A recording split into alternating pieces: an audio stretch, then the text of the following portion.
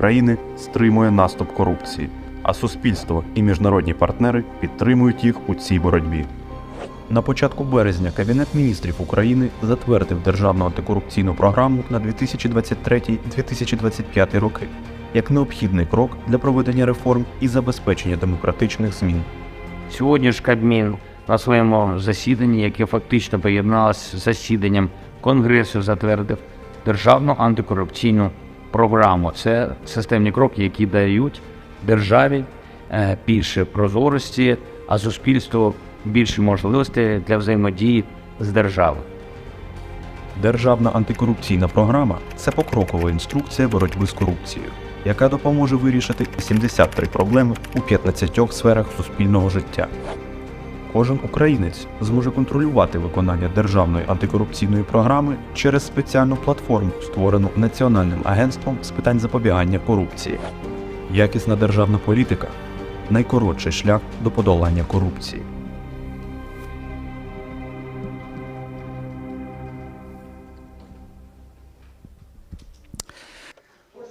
So this was a very short presentation, a video presentation of the State Anti-Corruption Program. I was just now watching it and I thought that when I announced about the air raid alarm restrictions, I thought that this event itself, this announcement, tells us that we are living within the history. The history is passing by. Sometimes it is passing by as a sharp knife, and sometimes, as today, we are feeling that we have this hopeful page of the history textbook where we are now living in together with you.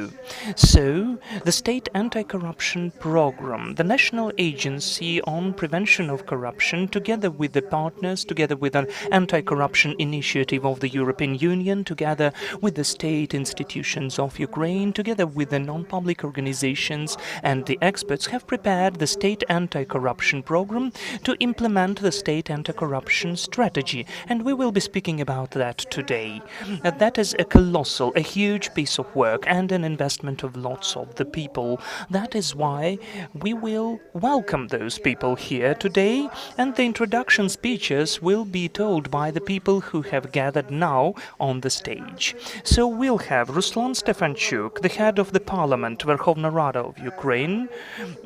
We have Marty Masikas, the head of the Representative Office of the European Union in Ukraine, Rostislav Shurma, deputy head of the Presidential Office of Ukraine, Alexander Korniyenko, first deputy of the head of the Parliament, Oleg Nemchino, the Minister of the Cabinet of Ministers, Vera Mikhailenko, the head of the Supreme Anti-Corruption Court, and Alexander Novikov, the head of the National Agency on Corruption Prevention.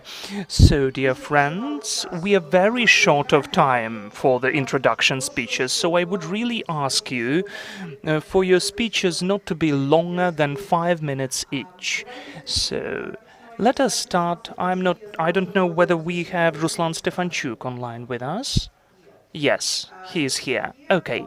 If he is here, Ruslan, we welcome you here, so please, your 4 minutes. Let us make only 4 minutes for each of you. I just calculated that if I just divide it by 7, it will be 4 minutes for each. So, hello.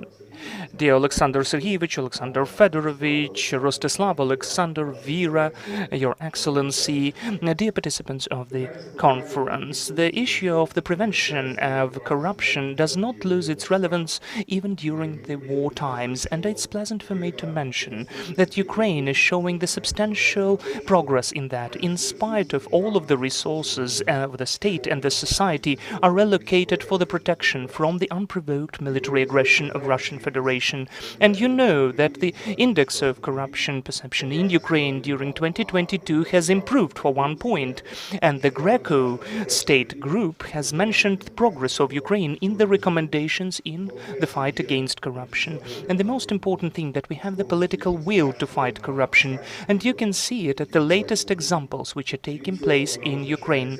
Besides that, it is defined in the adoption of the certain decisions. As you know, the parliament has adopted the anti-corruption strategy on the 20th of June last year, and the tasks of this strategy would be impossible without the implementation of the state anti-corruption program, which would be the roadmap of this reform in the sphere. The legislative level has introduced the whole line of mechanisms in coordination and implementation of the state anti-corruption program and strategy, the monitoring and assessment of their implementation, the creation of the information system of monitoring, the implementation of the state anti-corruption policy.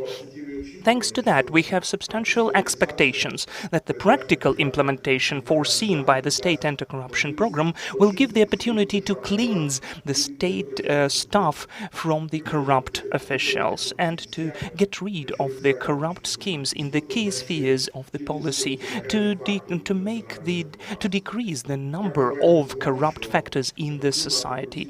And also, we need to remember that the efficient investigations are one of the requirements on the way of Ukraine to the European Union. I'm sure that consolidating our efforts, we will be able to accomplish this task and to have the A grade in that.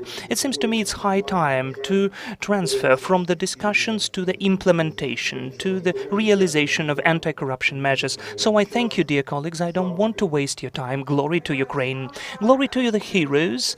Ruslan Stefanchuk, the head of Verkhovna Rada of Ukraine, we thank you for being so short. And to have this gender balance, I am giving the floor to Vera Mikhailenko, the head of the Supreme Anti-Corruption Court. Vera, please, the floor is yours. You need to turn on the mic, please. Good day. Well, in fact, I'm happy to be here with you today at this event, which is devoted to the state anti-corruption program, in spite of the fact that the institution which I represent, we do not consider ourselves to be elements of anti-corruption infrastructure, but taking into consideration these connections with other authorities which are directly implementing the fight against corruption, it is obvious that we are also involved in this process. So as for directly the state anti-corruption program, as for me, this is a certain navigator which leads the state into the legal field, which gets rid of all of the obstacles. Well, sorry for the tautology, which are on the way to achieve the main objective, the rule of law principle, the human rights, and to use in Ukraine all the democratic values, all the democratic standards which have already been implemented before us by European Commonwealth and the world community. And also it is so pleasant for me, I would say, that the issues of the Supreme Anti-Corruption Court are also foreseen in this program. I do hope to have support of the certain authorities in the promotion and practical implementation of the norms which are already in the program, and I would like to wish all of us success in the practical implementation of this program for all of the actors who are involved in this process. Thank you. Thank you, Vera. That was Vera Mikhailenko, the head of the Supreme Anti-Corruption Court. So please, I give the floor now to Mati Maasikas, the head of the Representation Office of the European Union in Ukraine. Hello, good morning. Does it work now? Yes, it does. So I'm so happy to welcome all of you at this really important event. Of the aggressor state delivered a notorious speech a couple of days before the invasion. He got one thing right. He listed named Ukrainian anti-corruption institutions and the judicial reform in Ukraine in fair detail. And that's exactly what the Kremlin is fearing. A democratic, modern Ukraine which checks and balances and independent rule of law institutions in place. Judging from today's topic, the list of speakers and the impressive presence of the representatives of anti-corruption institutions, it is clear that the aggressor state has completely failed. Ukraine is winning its fight for freedom and democracy on the battlefield, and by ensuring its institutional and administrative strength through reforms. Very pleased to be here today with you with the ambitious agenda on an issue that is of high relevance for Ukraine's future and Ukraine's determined path towards the European Union membership. Ukraine has come a long way when addressing corruption, from setting up independent anti-corruption institutions after the Revolution of Dignity to closing the space for corruption, to advancing on judicial reform and digitalization. And even now, during wartime, Ukraine continues progressing with its anti-corruption reforms. Not only are all the institutions fully operational, but we also see a constant strive for reforms across all sectors.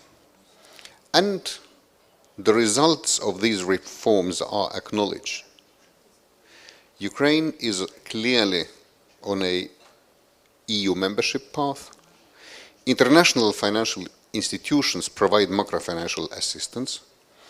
Ukraine continues to steadily progress on the Transparency International Corruption Perception Index, and just last week the Council of Europe's group of states against corruption, known as GRECO, praised the good progress made.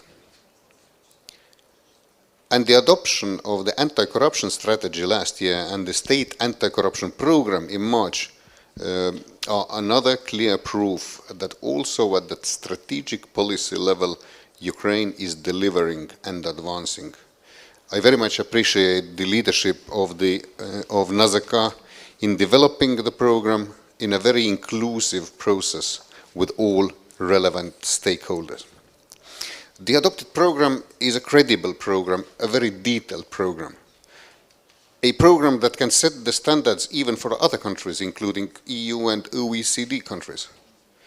Could it have been even more ambitious? Probably yes. Could it have been adopted faster? Probably yes. But what eventually will matter is how the program now is implemented and put into practice, rigorously and collectively. Its implementation will further demonstrate the government's commitment to strengthening the anti-corruption institutions, public administration, and the rule of law. Thank you. Thank you, Mr. Marty Marsikas, the head of the Representative Office of the European Union in Ukraine. Thank you. I give the floor to Alexander Novikov, the head of the National Agency on the Prevention of Corruption. Should I sum it up? Should I have my speech now? Well, it is written that those are just introduction speeches. So I think that this should be just introduction and greeting. Okay, dear colleagues, my greeting words will be devoted to the gratitude to all of the presentees for the investment into the adoption of the state anti-corruption strategy, the gratitude to the parliament, gratitude to the Verkhovna Rada for the adoption of the program itself on the implementation of anti-corruption strategy, the gratitude words to Mr. Ambassador and Anti-Corruption Initiative of the EU, Mr. Allen and Irina, who is the deputy, the representatives of the Central Executive Branch authorities, the head of Anti-Monopoly Committee, the Supreme Anti-Corruption Court, and all of other authorities which were involved into the development of the strategy and the state anti-corruption program. In our agency, we believe that the state policy should be as inclusive as possible, so we are grateful to all of the international organizations, public organizations, and NGOs, including the representatives of our council. I thank Katerina and the head of the Council of the National Agency on Prevention of Corruption and all of the other organizations and the journalists, because lots of information was given how we could define all the problematic issues. We got them from the journalist investigations. We believe in our agency that any state policy should be based upon the data. And of course, we will speak about that during the presentation of the research of the level of corruption, which were defined by the sociological research. In the spheres where we concentrate the measures of anti-corruption policy, that is the inclusive character and the data-based approach is what in the basis and the foundation of anti-corruption policy, and the implementation of the anti-corruption policy should provide the work of the legislative branch and executive executive branch, and for them to be based just upon the data and the request from the citizens of Ukraine. As of now, we've got cultural, civilizational shifts in the moods of Ukrainians. 61% of Ukrainians are not ready to get to corrupt practices under any circumstances. 84% of the Ukrainians, according to the latest researchers, are ready to protest any corruption. So, dear colleagues, we still need to satisfy this request of the citizens for justice, and the high-quality implementation of the program will achieve that. Now I give the floor to the Minister of the Cabinet of Ministers of Ukraine, Oleg Nemchinov. Thank you. I don't want, well, as Marty Marsikas, I don't want to quote the presidents of neighboring countries. I will quote the President Zelensky when he assessed the adoption of a program which was done together with the Congress of the local and regional authorities. It was the hard way and it was a nice way. But for more than a year of the active warfare and combat time, we had several cases connected with anti-corruption. One of them is the election of the head of the National Anti-Corruption Bureau, and now we have the second direction electing the head of ARMA, which is also the component of the anti-corruption architecture in Ukraine. So I think that everybody is sure that the Secretariat of the Cabinet of Ministers and the Cabinet of Ministers itself as the executive branch authority are doing everything possible not to have any doubts or questions in the procedures, in the documents registration, and that the anti-corruption program has been discussed for such a long time, had two governmental committees. There were remarks for more than a dozen of executive branch authorities. It witnesses what is the level now of the structural departments of the Secretariat, of the central executive branch authorities, what's the level of their attitude towards this document, and about the cases which we had together with the Parliament and which are awaiting for us, ahead of us. That is the memorandum with the International Monetary Fund, which witnesses that for the first in the history of the Ministry of Interior, the country in the state of war gets a huge program. So one of the proper factors is the compulsory declaration. I would like to achieve this milestone and not to come back to that shameful practice which we had during the previous years, when every public person or state official who declares his or her property and anything he or she has, to make this process torturous, to make it full of mistakes and protocols when you just write one figure improperly. We are creating the digital state, so I hope that the MPs will adopt the digital character of declaration. They will take into account that the state doesn't have the right to claim from the citizen, whoever the citizen is, the data which the state doesn't own. And this data will be automatically approved and confirmed from the archive. And we will just deal with our usual things. We will declare the gifts and so on. Glory to Ukraine. Thank you. Glory to the heroes. And now Ruslan Savachuk, the head of Verkhovna Rada of Ukraine, will have a floor. No, I'm sorry, Alexander Korniyenko, first deputy of the head of the Verkhovna Rada of Ukraine. Thank you very much for giving me the floor. Yes, after Oleg, it's very difficult to add anything more practical, but I would say a more general thing. This is definitely a very important and remarkable event to adoption of the program, an anti-corruption program. So we know that it was a very important part of our work in the process of preparation to get the candidacy of the EU. And we are still at the very beginning of this path. But I'd like to talk about the executives of this program. State anti-corruption program this is not only about the anti-corruption infrastructure, about bodies which should cooperate with each other. We all understand that they have to cooperate, but the state anti-corruption program tells us that the whole country is the infrastructure for anti-corruption work. This is an anti-monopoly committee which also has to be a bit reformatted. This is also our issues related to corporate governance, because here we have to adopt new legislation according to the requirements of the DCD, and also household level corruption. This is also a problem which should be dealt with, and we have to work with it. Yes, there are optimistic numbers which Alexander has raised already. We will hear a lot of optimistic numbers today on attitude of Ukrainians to the corruption. They will tolerate corruption less with time.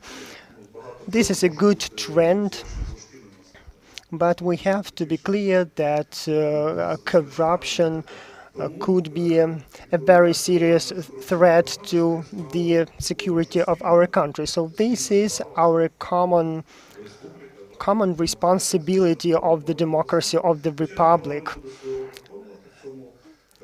And the parliament will play its role in this regard. Thank you very much, Oleg, for recalling that memorandum we've already seen.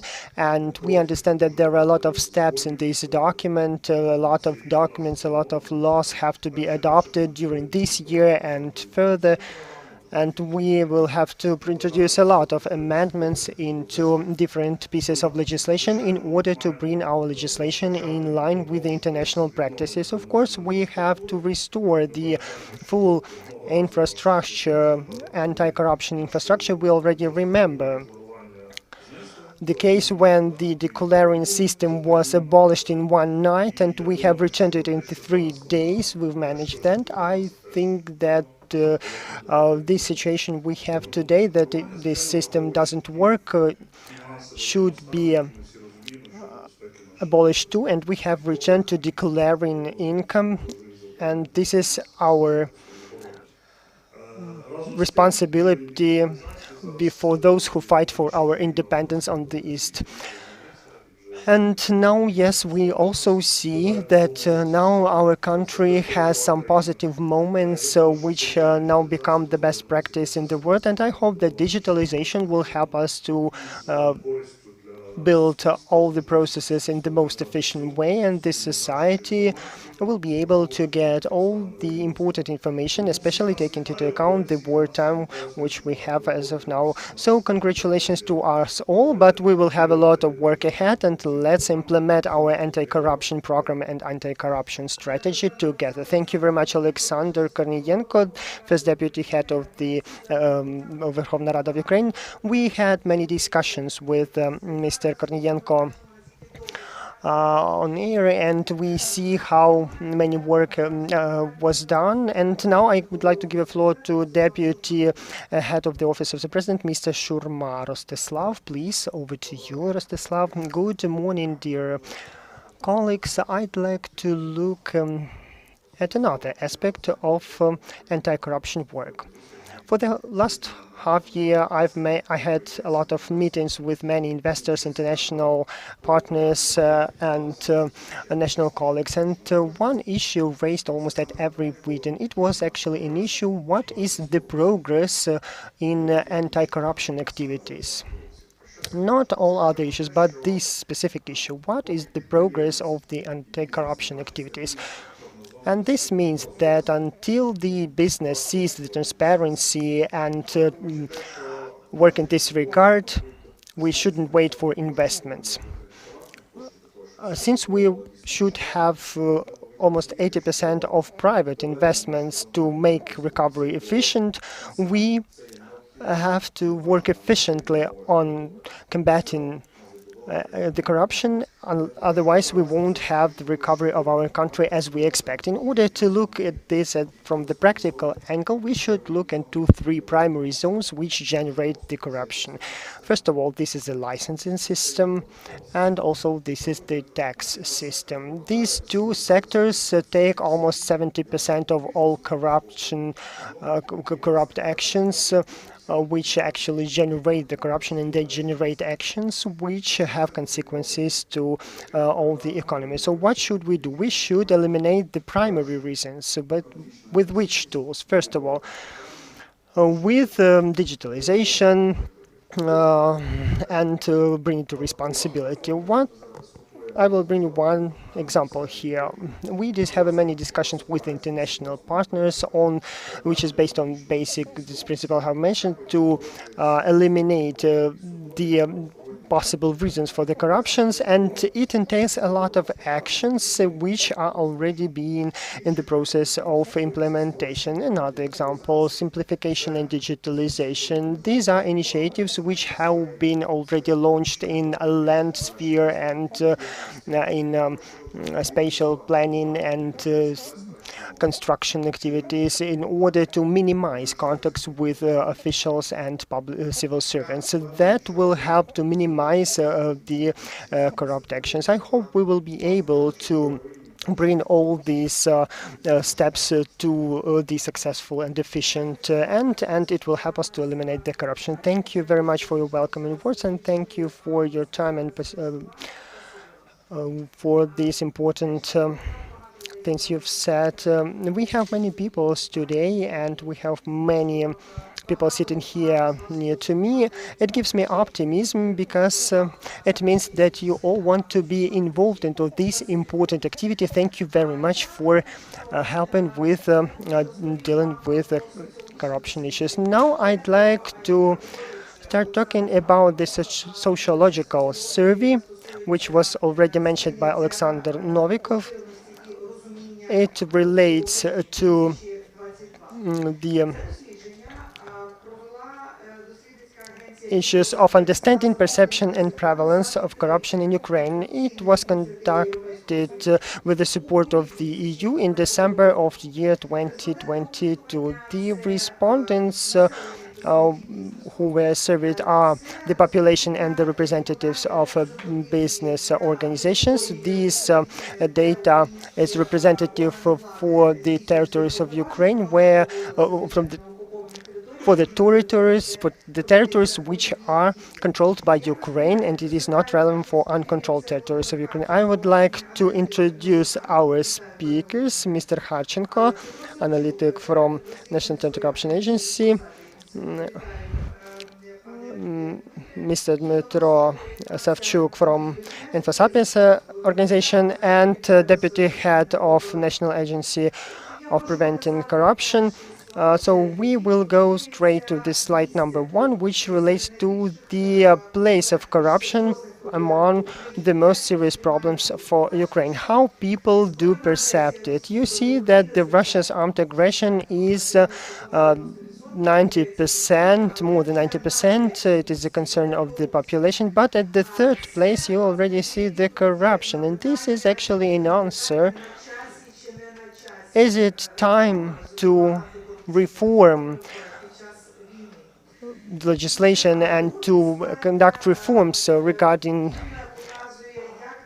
the combating of corruption issues? And the second slide shows us how did the business and population assess the change in the level of corruption in Ukraine. And this is something I'd like to ask Mr. Hachenko to comment. Good morning. As you see, we see quite a change comparing to the previous year. From among the population, the portion of those who are saying that the level of corruption has decreased increased to 10 points, up to 10 points. But it is important to mention that mostly the population provides more negative responses, and 29% of them claim that corruption increased. But the situation looks different if we are talking about the business. Comparing the previous years, the situation is different. Almost 36% of business representatives claim that the corruption level decreased, but 16% claim that it increased. This assessment shouldn't lead us to incorrect conclusions. At the same time, we see that unfortunately a perception of likelihood of the corruption is still high. The next slide demonstrates who do Ukrainians identify as responsible for overcoming corruption in the country. This would be the most interesting piece of the statistics. So first three points are the President of Ukraine and the Office of the President of Ukraine. Also, from among top three, we see National Anti-Corruption Bureau of Ukraine and also Verkhovna Rada Ukraine. It is important to mention that from among the first top five, we have National Agency of Corruption Prevention and also the Cabinet of Ministers of Ukraine. But we don't see here the respective court. And every fifth person claims that the government and the ministries are responsible, and that puts additional social responsibility on these institutions, especially in the context of the implementation of anti-corruption program and respective policy. And the next slide, the most corrupt areas. As far as I understand, 11 areas were covered. Yes, 11 areas were covered, and as we see from this slide, in 2022, comparing to 2021, the level of corruption decreased in most areas, but most of all it is related to the decrease of the frequency of the contacts with civil servants and officials. From among leaders are law enforcement agencies. Every third person has claimed that in this sphere there is a corruption. Also, communal services, gas supply, water supply, 29% here, and this indicator almost hasn't changed comparing to the previous year. And in top three, we also see service centers of the Ministry of Internal Affairs. And I'd like to note here as well that as an example of the successful implementation of anti-corruption actions for the centers of Ministry of Internal Affairs, only 6% claimed that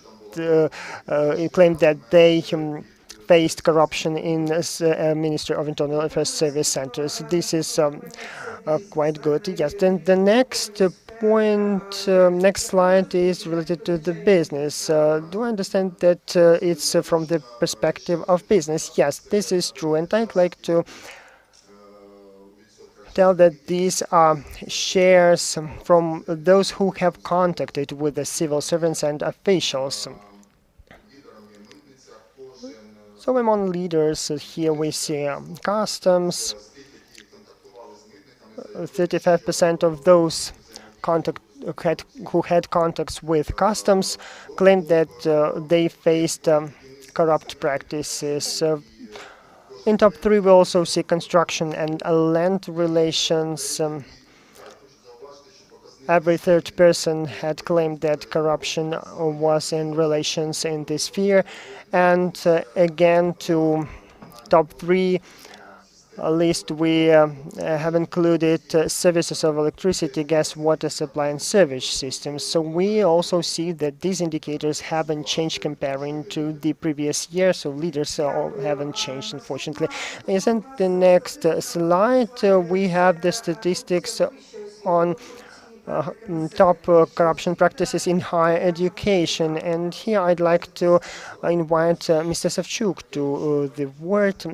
Just we have a few more slides with numbers as to the corruption practices, especially the average. So higher education is a more corrupt area.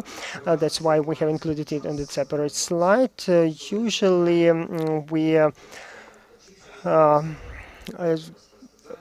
face such cases in coursework and essays preparation and defending, and on some regarding passing exams, and regarding practices, we see that in general indicators have decreased, but we have also evaluated number of different practices which haven't been included in the slide, but if we would talk about the corrupt practices in general, we would see that 32% of the population of Ukraine, of those who have who had contacts with the higher education, found themselves in corrupt situations.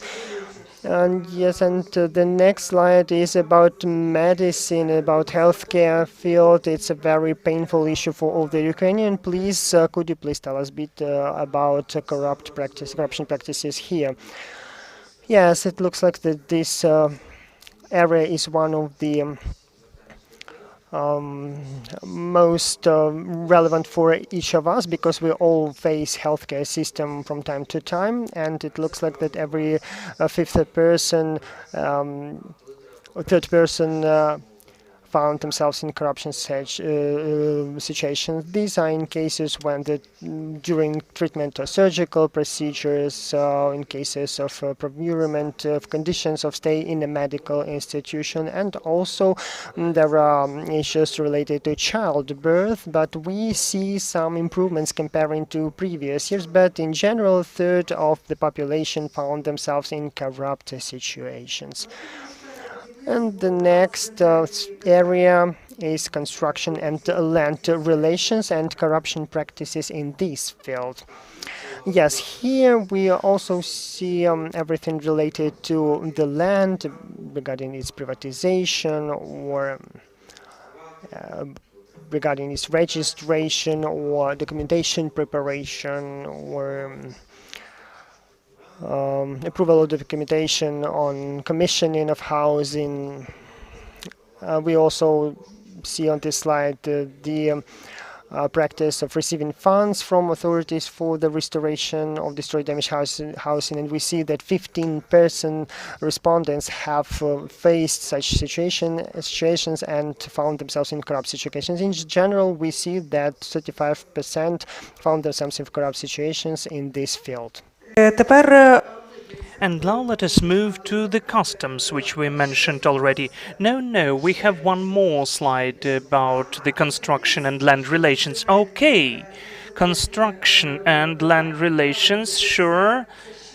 So, one more slide and acute issue.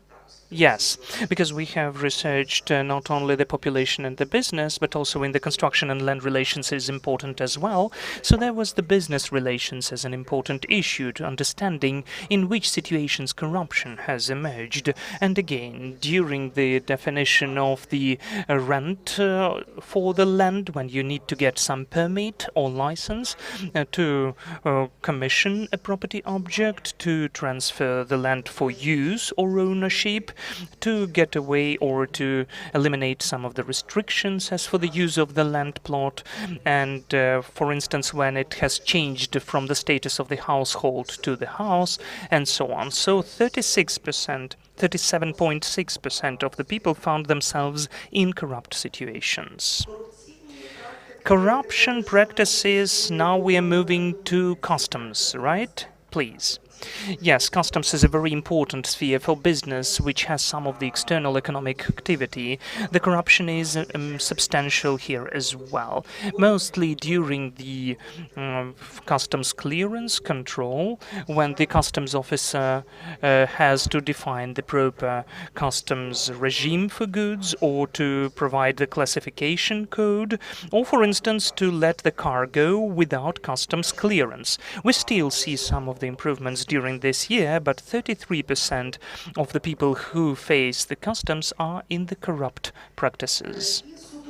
And as for the judiciary, the system of the courts, any of the corruption practices in the judiciary, right? Well, unfortunately, we don't see any improvements in this sphere during the last year. Mostly the businesses face corruption in the judiciary when they consider and adjudicate economic cases, when they need to, for instance, recognize the illegal actions, when they need to execute a judgment in favor of an enterprise to avoid responsibility. So altogether, 22% of the people who were dealing with the judiciary found themselves in corrupt situations. regulations.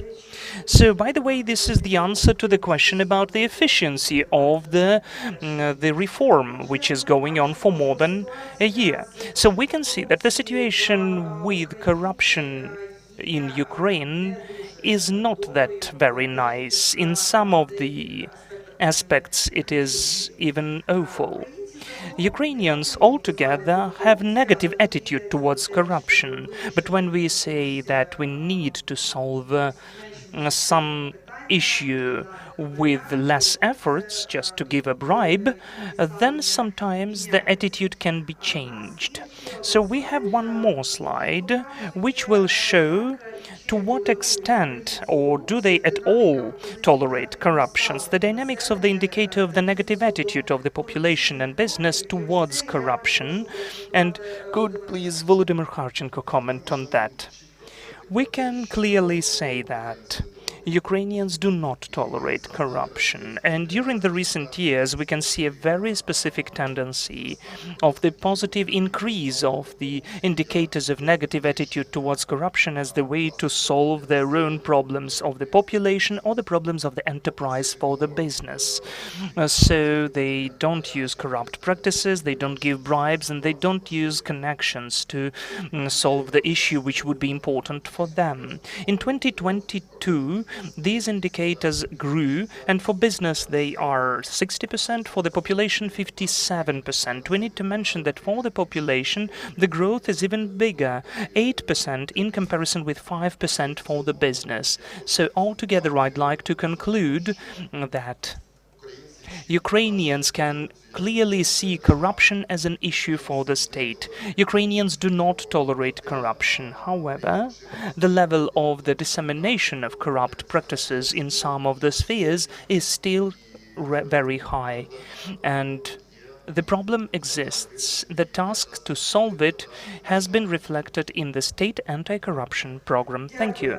Thank you, and I, from my behalf, would like to thank Volodymyr Kharchenko, the analyst of the National Agency on Prevention of Corruption, and Dmytro Savchuk, the head of the research agency InfoSapiens. Thank you.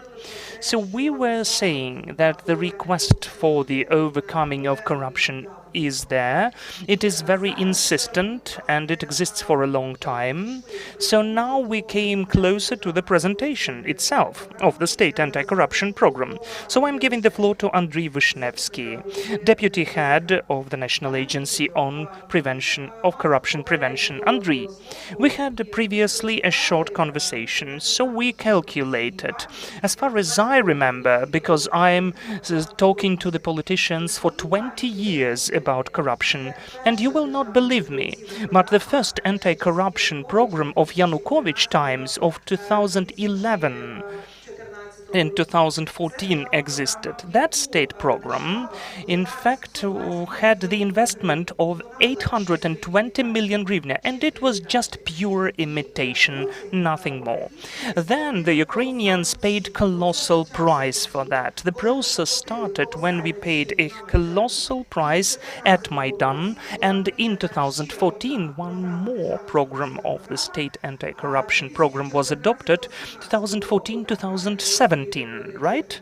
Please correct me if I'm wrong, which launched the anti-corruption infrastructure. It created all the necessary authorities like NABU, SAP, and all the anti-corruption institutions. So today we are speaking about the State Anti-Corruption Program for 2023-2025.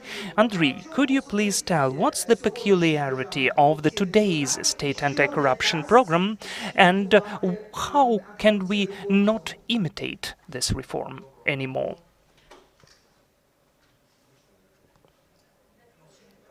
Well, you need to turn it on. Good morning. What is the price of the program of Yanukovych program? We all know it, the Revolution of Dignity, which swept away Yanukovych.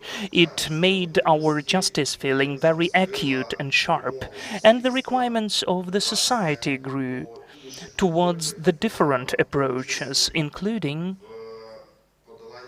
overcoming corruption. So corruption was one of the first reasons why the Revolution of Dignity took place.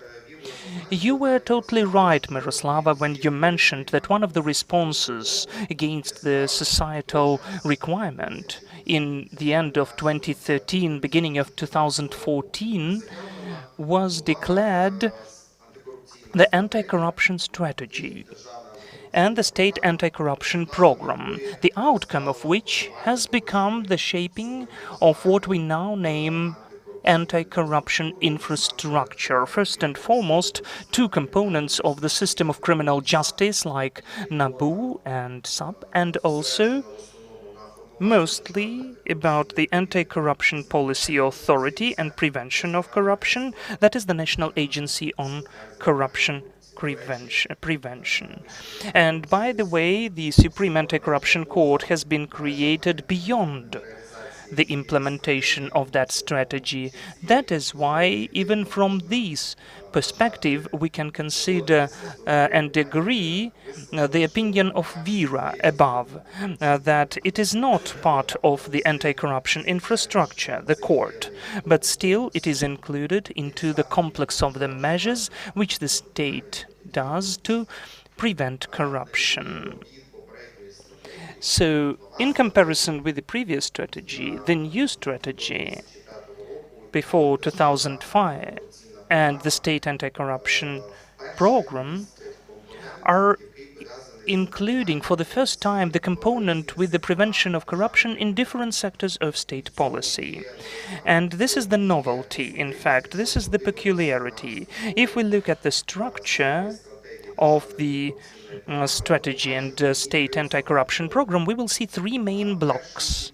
The first and the third blocks, in fact, are going on and developing what was founded within the previous strategy, that is, institutional system of corruption countering and some of the measures for the improvement of the procedural and material legal points which are necessary to provide the irreversibility, inevitability and responsibility for corruption. But the new component is number 2. It is created for the significant reduction in corruption practices in 15 priority policy areas. That is why I said novelty about this element of the state anti-corruption program. When we launched the procedures of the approval of the draft of this program with different ministries and central executive branch authorities, very often we faced a certain misunderstanding and even a bit of a distant attitude. Some of the people told us, you need to deal with prevention of corruption, and we are dealing with certain spheres, agrarian policy or education or healthcare. Why do you? What do you have in common with our spheres? Go on and prevent corruption and do your functions. We know what to do in our spheres. We are the experts here. We don't have any corruption.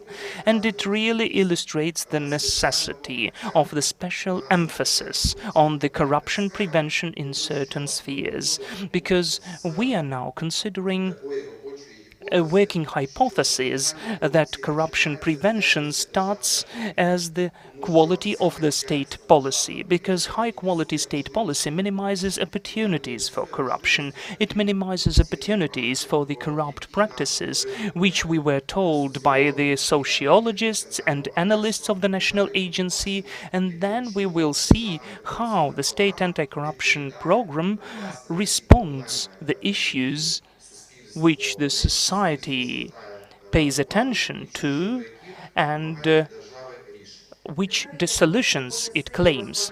Andrei, then I would ask you to explain what you mean when you say quality of state policy. What does it mean, just in simple words?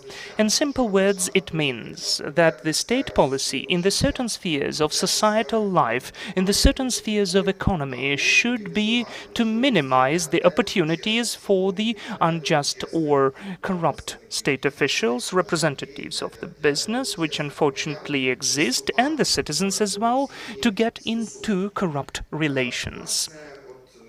So in fact the next slide tells us a bit more what the state program is. It is created to solve 73 policy problems which are identified by the anti-corruption strategy. It is aimed at achieving 271 expected strategic outcomes, and it includes more than 1,000 of activities and more than 90 implementing actors. Those are not only ministries but other authorities as well.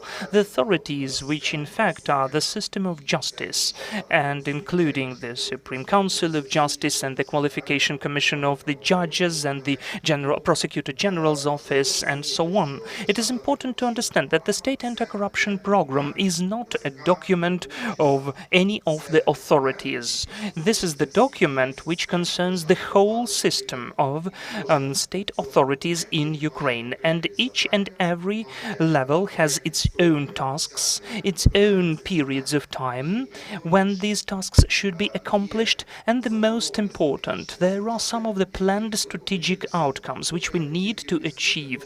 I'd like to say a couple of words about the system of indicators which are necessary for monitoring and assessment of the implementation of this program. There are two levels of indicators. The indicators which will allow to daily assess the achievement of operational outcomes, for instance, whether it is developed or not developed certain law draft or the draft of the regulation, whether there has been this or that measure done, whether they developed or not this or that digital product. Do I understand right that any citizen of Ukraine or journalist can can visit the website and check it at some platform? Yes, you're right. We will see further on how it can be done. And the second group of indicators are of the higher level. They are done to assess whether we achieved or not the strategic outcome in the end of the implementation of the state program and the strategy. By the way, the Cabinet of Ministers has even had higher requirements to the performers than we had an idea when we developed the system of indicators. In the original version given to the Cabinet of Ministers, each strategic outcome had the list of certain criteria which are necessary to be achieved to consider the strategic outcome achieved, in fact, and each of that criteria had the weight in percentage. So the picture should be colorful in the end, and you could assess how much the strategic outcome was achieved. But the Cabinet of Ministers decided to be harsh as for the performers, and those weighted indicators were excluded. Now we'll have black and white picture of the achievement of results. So either it is working or not. So the strategic outcome will be considered achieved only when all of the criteria have been complied with. Even if one and only indicator is not achieved, the strategic outcome will not be achieved as well. Maybe the Cabinet of Ministers wanted to encourage more and to increase the responsibility of the performers for the achievement of the strategic outcomes. You promised to show, I think there is a slide here, right, which shows where you can see and check the implementation of the state anti-corruption program.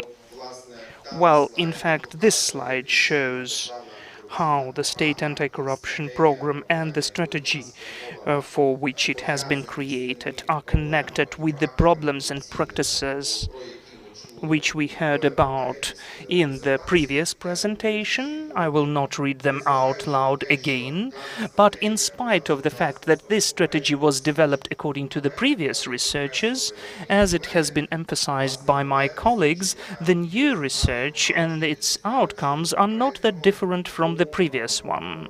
That is why the problems are the same, and the state anti-corruption program will be created for its achievement. The next slide will show, could you show the next one, and one more. So how will provide the coordination and monitoring, how the citizens will be able to assess whether the state anti-corruption program is implemented or not? Mr. Nemchinov has spoken about that, and the head of the parliament also mentioned that the law which adopted the anti-corruption strategy foresees the development of the special information system which will allow to provide monitoring of the program. The National Agency on Corruption Prevention, and Volodymyr Harchenko is one of the inspirations for the system, which we created with the support of the European Anti-Corruption Initiative. It will allow to efficiently manage the implementation of the measures of the program in real time. The national agency will provide monitoring and assessment of the implementation, and the most important, the population, both every citizen and the public organizations which are professionally working in any sphere, they can provide the monitoring, because all the data will be accessible online. All the data will be in the internet. Moreover, this system is interactive. If, for instance, the NGO, which is professionally dealing with education, for instance, or healthcare or land reform, if they do not agree how the agency assessed the implementation. For instance, the agency considers that it is accomplished, but the NGO considers that it is not that accomplished. Then there will be an opportunity to leave a comment, and this comment will be analyzed by the experts of the national agency. Our assessment will be then reconsidered and updated, and in case of necessity, it will be reconsidered, taking into consideration the opinion of the civil society. Thank you. We are really short of time, just a minute left, so I have just time to tell you, if you'd like to look at the outcomes of the sociological research which we discussed, you can use the QR code in your app. You can get there and you will see the data in the agenda. In the agenda there is the QR code. So the main question: what will Ukraine get at the state level if we accomplish the state anti-corruption program? Well, first of all, the decrease of the tolerance towards corruption. We have nice results. Approximately 60% are not ready to get into corrupt relations, but it's not enough. And of course, this indicator should be at least 80 or 90%. And of course, we would like to have it at the level of 100%. The speed up of the economic acceleration of economic growth through digitalization and deshadowing of the economy, we calculated that in case if we implement the program, the society will save annually approximately 200 billion hryvnia, eliminating corruption, the improvement of the investment climate, and transparent and effective recovery. And of course, if we implement everything what we planned in the program, we will have what to say during the dialogue of our acquisition of membership in the EU, NATO and OECD, which are the external political objectives of the Ukrainian state. Thank you, Andriy. So to conclude, unfortunately, in Ukraine, mostly we do not thank the predecessors. I would like to break this tradition. I'd like to thank Ivan Presnyakov, who is today here. That is my predecessor at the position of the deputy head of the national agency. This is the person who's done a lot for Ukraine to have the relevant and high-quality anti-corruption strategy. But first of all, I'd like to thank Dmytro Kalmykov, who is the director of the Department of Anti-Corruption Policy, and his wonderful team, which during the last half of the year, 24/7, where they were working on this program. This is their baby, their product, and they have the very responsible mission to organize its implementation and to help the whole system of authorities of Ukraine to achieve success in the implementation of the program. So please, let us thank them with a round of applause. Thank you. Thank you so much, Andriy Vishnevsky, Deputy Head of the National Agency of Corruption Prevention. I thank all the speakers for the wonderful presentation of the sociology and the presentation of the State Anti-Corruption Program. That was just the beginning. That was appropriately mentioned that anti-corruption program, the state anti-corruption program and the strategy are the issues of survival of the country under the conditions of challenges for the defense sector, under the conditions of post-war recovery. It is incredibly important for our European integration. It is decisive for our European integration. And now we will speak about the anti-corruption policy. The anti-corruption program in the priority sphere: defense, infrastructure recovery, digitalization, land, education. I invite to the stage our speakers: Mikhailo Fedorov, Vice Prime Minister on Innovations, Education Development, Science and Technologies, the Minister of Digital Transformation of Ukraine; Roxolana Pidlasa, the Head of the Budget Committee of the Parliament; Mykola Solsky, the Minister of Agrarian Policy and Food of Ukraine, please; Oksen Lisovy, the Minister of Education and Science of Ukraine. Mr. Oksen, hello. Serhiy Derkach, Deputy Minister of the Development of Communities, Territories and Infrastructure. And Oleksiy Reznikov, the Minister of Defense. As far as I understand, he will be a bit late, right? Yes, he will join us soon. So we are waiting for Mr. Reznikov, and we are beginning the conversation. I have the first question to Mikhailo Fedorov.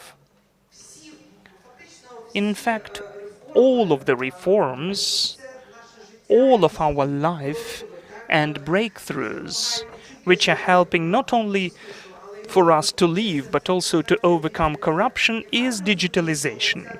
Do I understand properly that the state anti-corruption programs foresees certain measures as for digitalization as well? Could you please tell about that?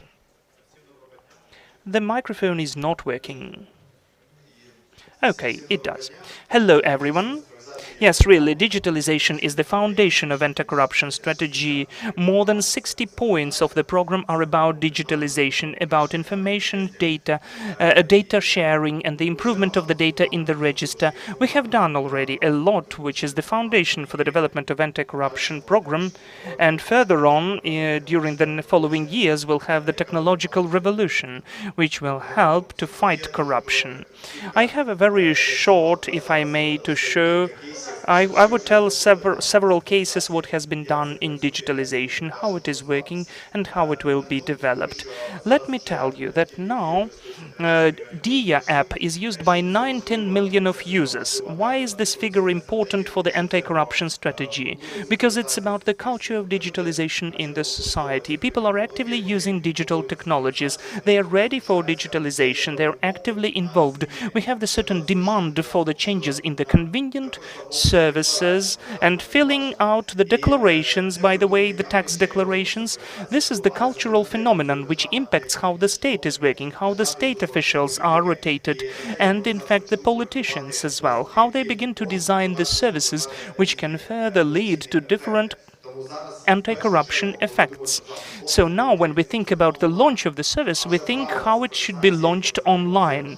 And the rules of digitalization is the opportunity to avoid in the future any of the corrupt effects. Annually, we have the research which has been done in the economic effect and anti-corruption effect, which allows us to be more precise next year. If we analyze the outcomes for the previous year, you can see the figures on the screen.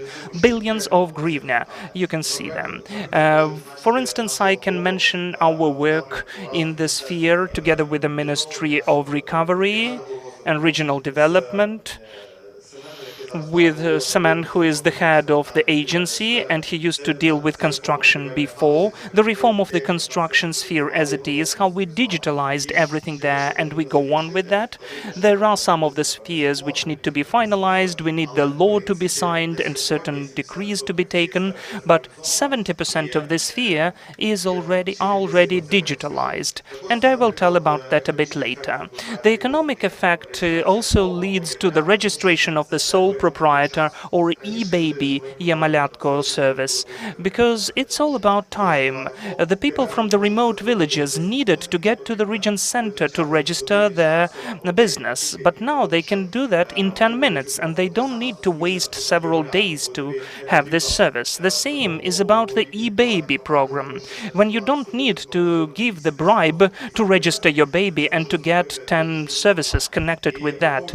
You can do that quickly and online. then, taking into consideration how many services like that are launched annually or even monthly, all of that leads to anti-corruption and economic effect.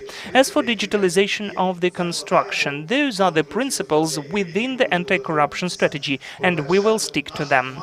First of all, our team definitely believes that the best service is the service without people, without the human beings, without state officials. It should be automated. The data should be checked automatically from the registers without the human factor and error when the person assesses whether this service can be provided or not, or just guesses whether this decision is taken or not. So that is why the digitalization of construction showed that we had billions of corruption in this sphere. Any permit meant a bribe.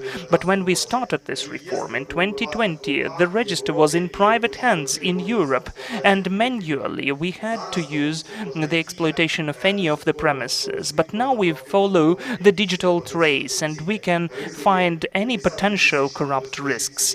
Dozens of thousands of the users of this system are taking these decisions mostly automatically, and after the adoption of all of the laws, and I think that it will take place this year, technically we are ready for that, the whole sphere will function with the minimal involvement of people, of human beings and state officials. The interesting case is also the e-hospital certificates, because when you in fact order this certificate at the website with the sick certificate and medical leave, we solved this issue launching the service of medical leave, which are now working in our country. We assess the economic effect for 4 billion in our country, and we have 13 million in the country. Now you cannot buy the sick certificate, and it used to be a very corrupt sphere. And also the creation of the unified register of social payments. This is a very important reform with an opportunity to verify all the social payments, to understand where they are efficient or not, and to save lots of money. We assess that together with the Ministry of Finance we save a huge percentage of payments because this is the first victory. This project is very complicated because we had to stop the project which was working before that, which included corrupt risks. And of course there are first outcomes. The first service is fully automated about the IDPs, internally displaced persons. We launched it in this unified register without any human error and factor. 99% of successful transactions are in this service. What we'll do this year, and it is included by the anti-corruption program, this year and during the next years, the transparency of the recovery. We have the register of destroyed and damaged property. It is important for us and for our international partners who are helping us financially, because we can follow the movement of any of the applications about the damaged property in the register, from the application in DIA app to the register and the work of the Commission. We will go on working on this project, and it is working already. E-excise.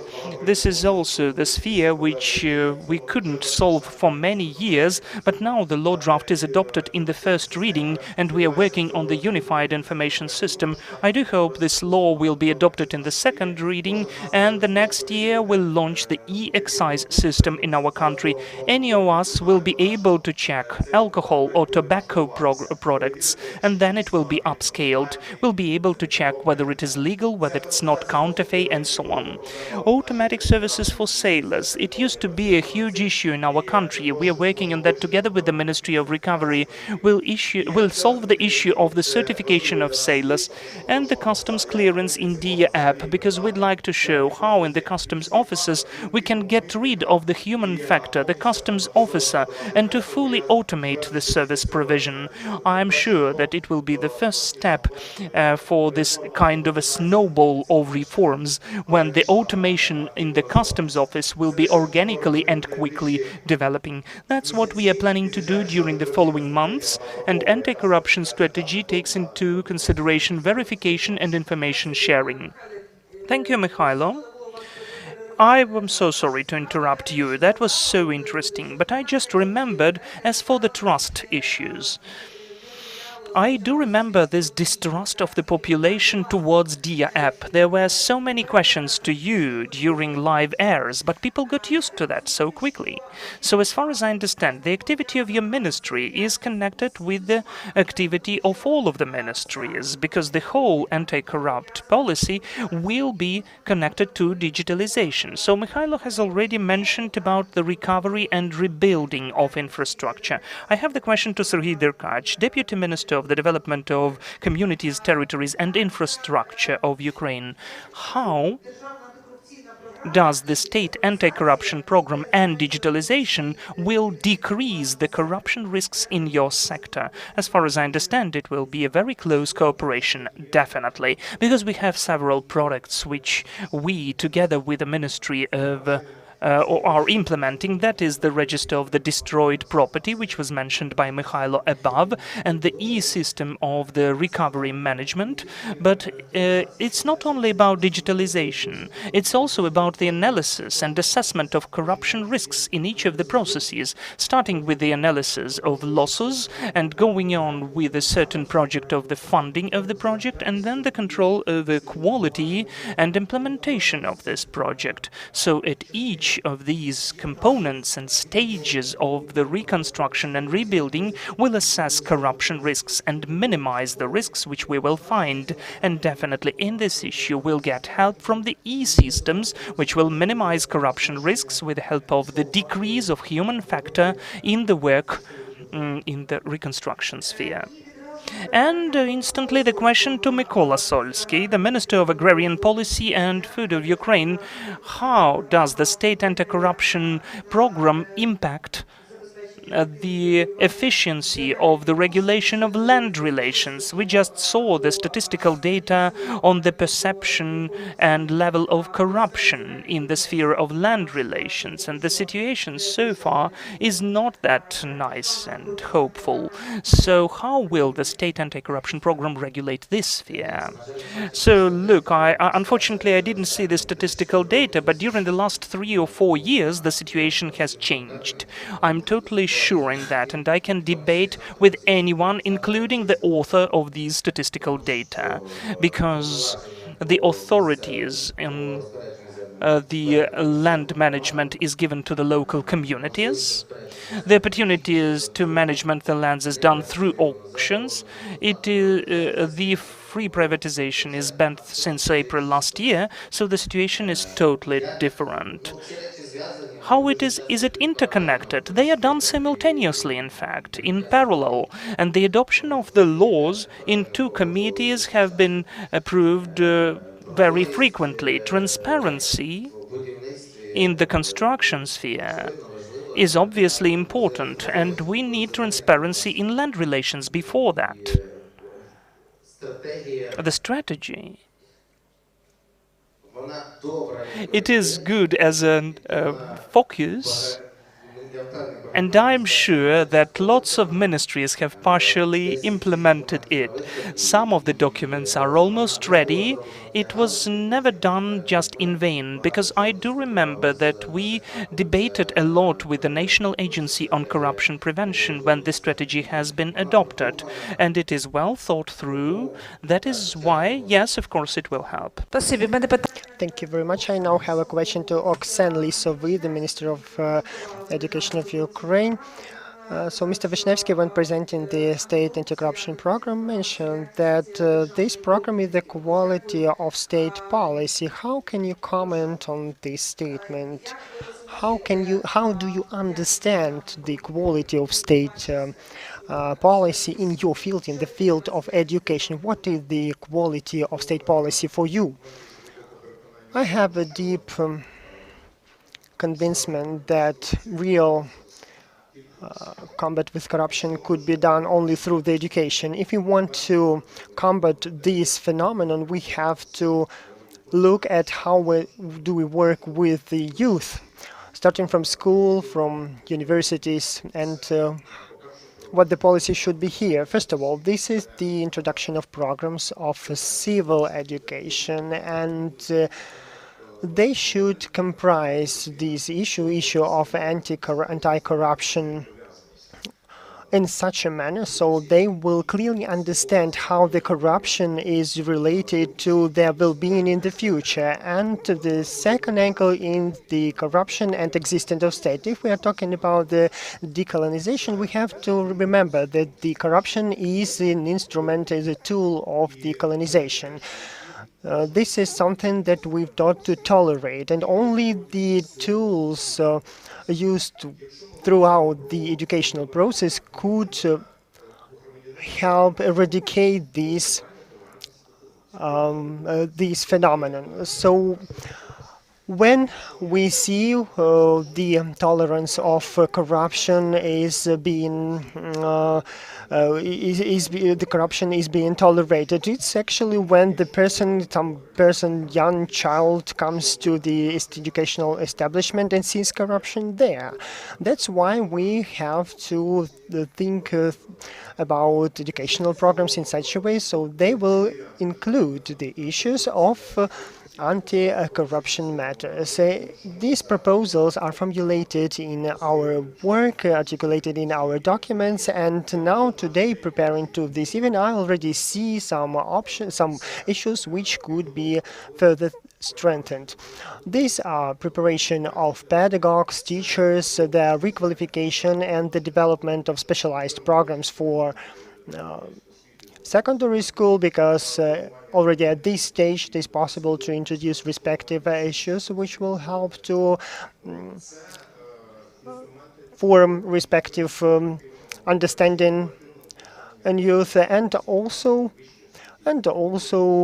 in higher education, because in higher education we have lots of them. Thank you very much for this. I will have more questions to our guest, Roxolana Pedlasa. Good morning. I'm sorry for not asking questions to you for such long. Roxolana, could you tell us, please, why the parliament was so slow in voting for such an important legislation? We didn't have the strategy for a few years. Why we had such serious deliberations regarding that? Because the parliament is very serious about anti-corruption strategy, isn't it? It's only a half joke. Let's accept it. We can approach anti-corruption strategy differently. First of all, it could be a declarative document, and usually we saw that such strategies, when they are adopted at the level of the cabinet minister and the parliament, they were usually like that. But as to the anti-corruption strategy, the members of parliament were very serious about it, because they thought it as a guidance for actions, and all the provisions will have to be implemented, and all the political power forces really don't like the additional attention to these issues, and it was very difficult to adopt this program. I know that in order to adopt this strategy, you had to reach some trade-offs. Are there any things you pity about that these elements, these points haven't been included into the anti-corruption strategy? Did you have to sacrifice anything?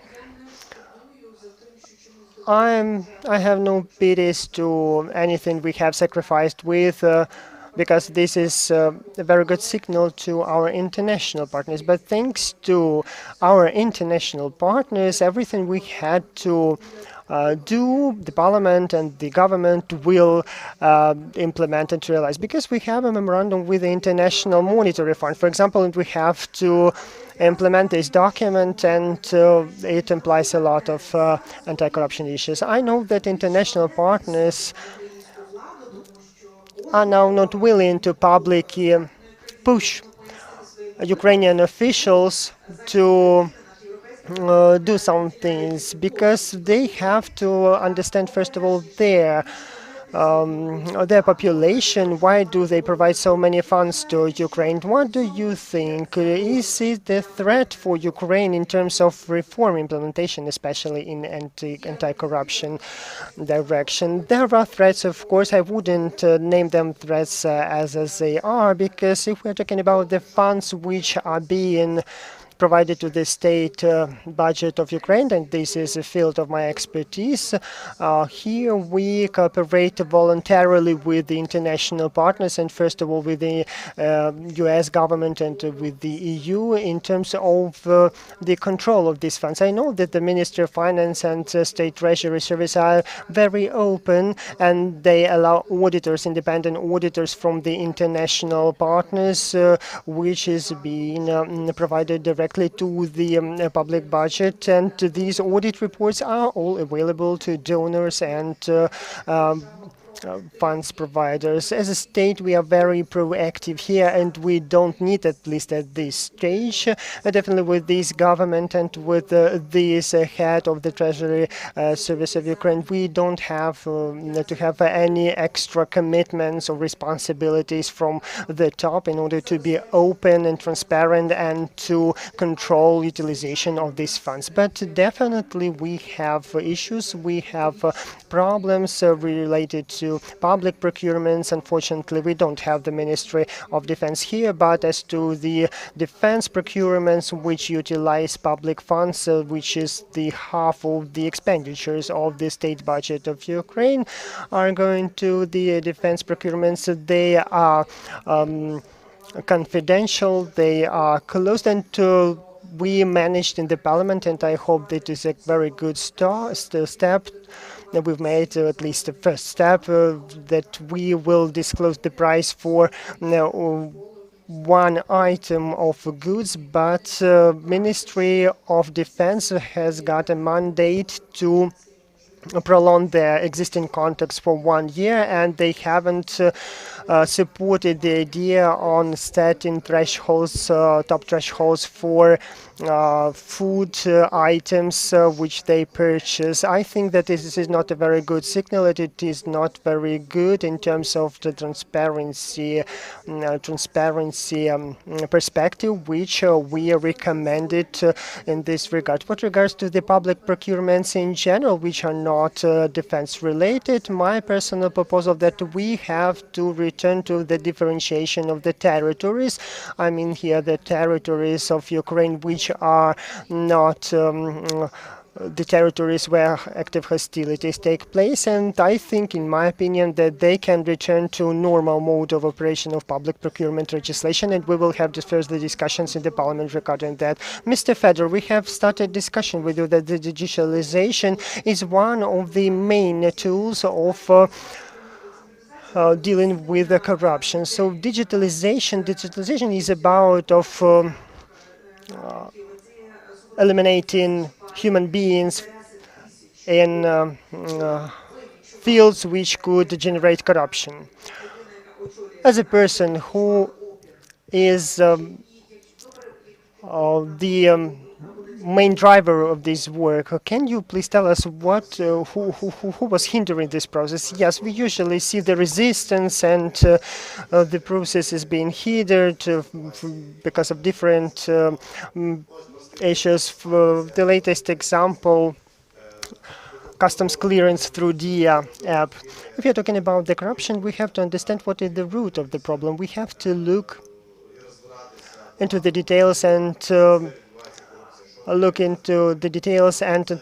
try to understand where the corruption happens. Because, for example, if it's a service, we have to understand at which stage the corruption takes place. The same relates to the car custom clearance. This field is now works in such a way that the customs officer can just look at the car and say that the price is okay or not okay, and to apply some fine or or take a bribe and to decrease the price of a car. We have re-engineered the service in general and avoided this the decision-making factor of the customs officer. And here we have a resistance. The law is not being adopted. There are many thoughts why it cannot be done, and it's difficult to say if it's the interest, vested interest of some group of companies or what. And it's very easy to understand that we can just call to people who work in this field and ask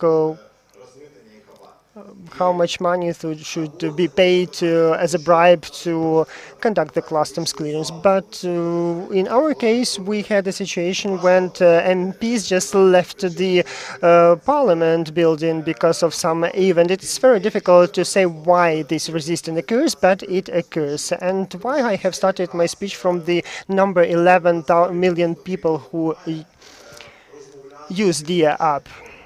Our app helps us to talk to those who don't want to pay bribes. Every resistance becomes weaker when we try to fight it. And when adopting laws, we have to conduct a lot of discussions with the society, and all after that, the laws are being adopted. And sometimes some leaders appear in the parliament and they try to push forward the adoption, but sometimes nobody applies any flexible techniques, and it's not possible to see any movement here. And sometimes we just launch some service which is anti-corruptive, and it helps to limit corruption even without any resistance. So resistance will be all the time. We will see it for sure. But we have to continue re-engineering services to provide explanation and to work with those who are resistant. We have 3 ministers here, and we are waiting for Alexei Reznikov. Yet we have 3 ministers here. Can I ask you, we have different people in this audience. Some of them are prepared, some of them not. Can you explain in simple words what are the largest problems with corruption in your ministries, where it is very difficult to change something? Maybe the anti-corruption program provides for some tools to do that. So can you tell us about your fields of expertise, your ministries? Let's start from Mykola Solsky. What is the largest problem you have in your ministry?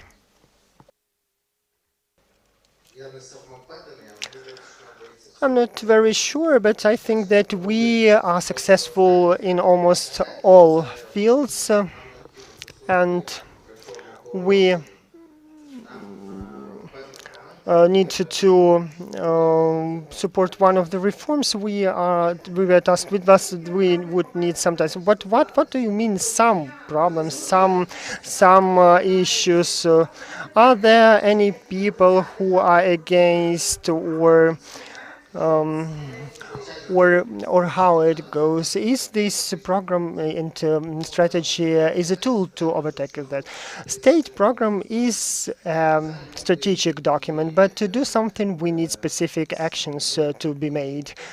So what I've seen from my experience, there are light and active people. They just don't understand these bureaucratic procedures, and with time we may see different transformations. Either they will just get used to bureaucratism and they will try to use bureaucratic instruments to move things and to change things, because it's usually you just can't come up with an idea and implement it. You have to prepare the idea, discuss it on some conference, and then in some committees at the level of the government, and so on and so on. The National Agency of Corruption Prevention has a good thing. They collected a lot of stories and cases, and they claim that if something is not being changed, then responsible person should explain why nothing is changed. And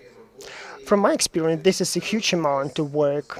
We've heard today already that there are problems with adoption of respective legislative acts.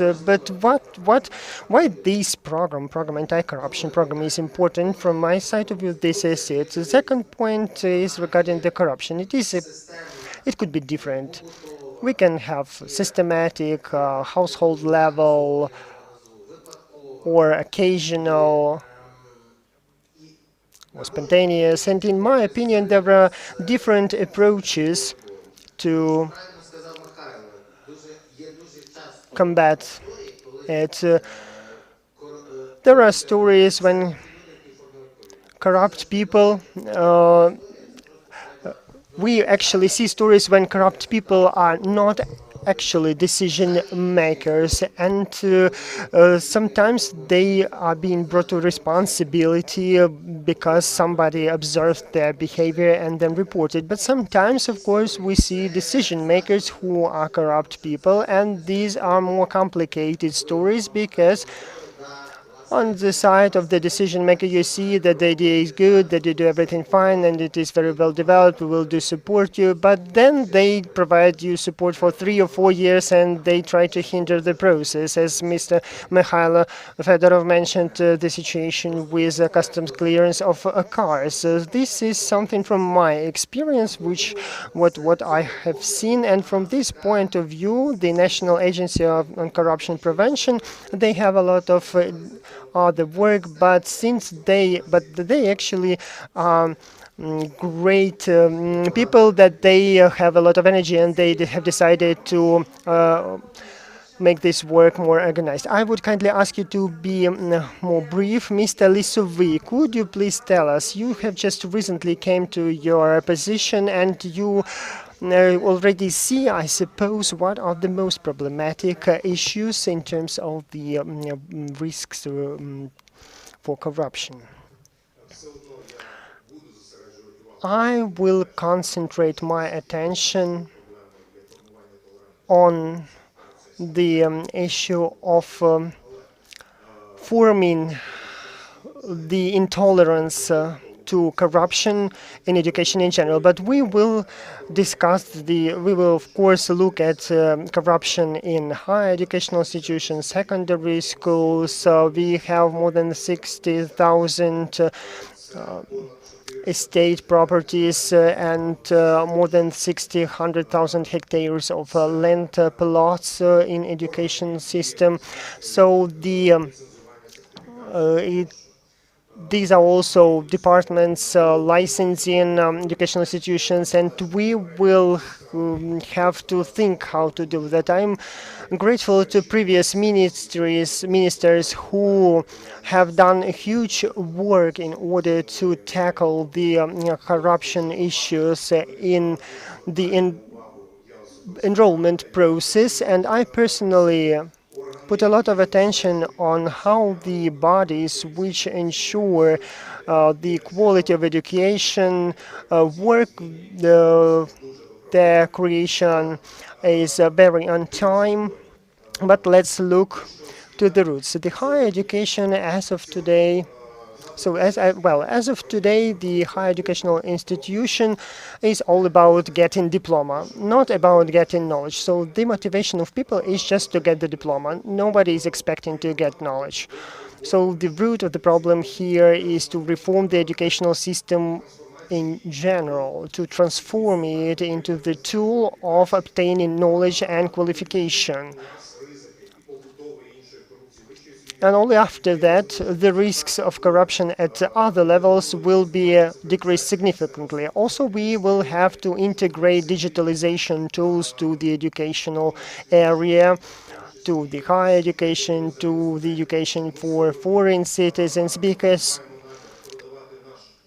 we'd like to launch the provision of our unique experience to foreign students. We have a year of war, and that will be an education for soldiers, for military engineering, and other areas. So here, the digitalization of work with foreign students will be important, and also separation of all that functions which relate to licensing. They should be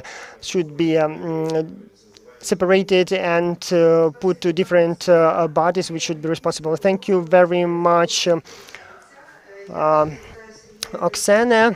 And Mr. Derkach, I'd like also ask to you. You maybe have the most problematic ministry, but I would like to specify my question. How the state anti-corruption program would support the post-war recovery? Are there any tools for that? Because we all understand that post-war recovery, it will be a very difficult story. Thank you very much for your question. It is very pleasant for me to be here today because when I worked at National Agency of Corruption Prevention, I was personally involved into preparing the draft of the anti-corruption strategy and program, and there are two very important aspects.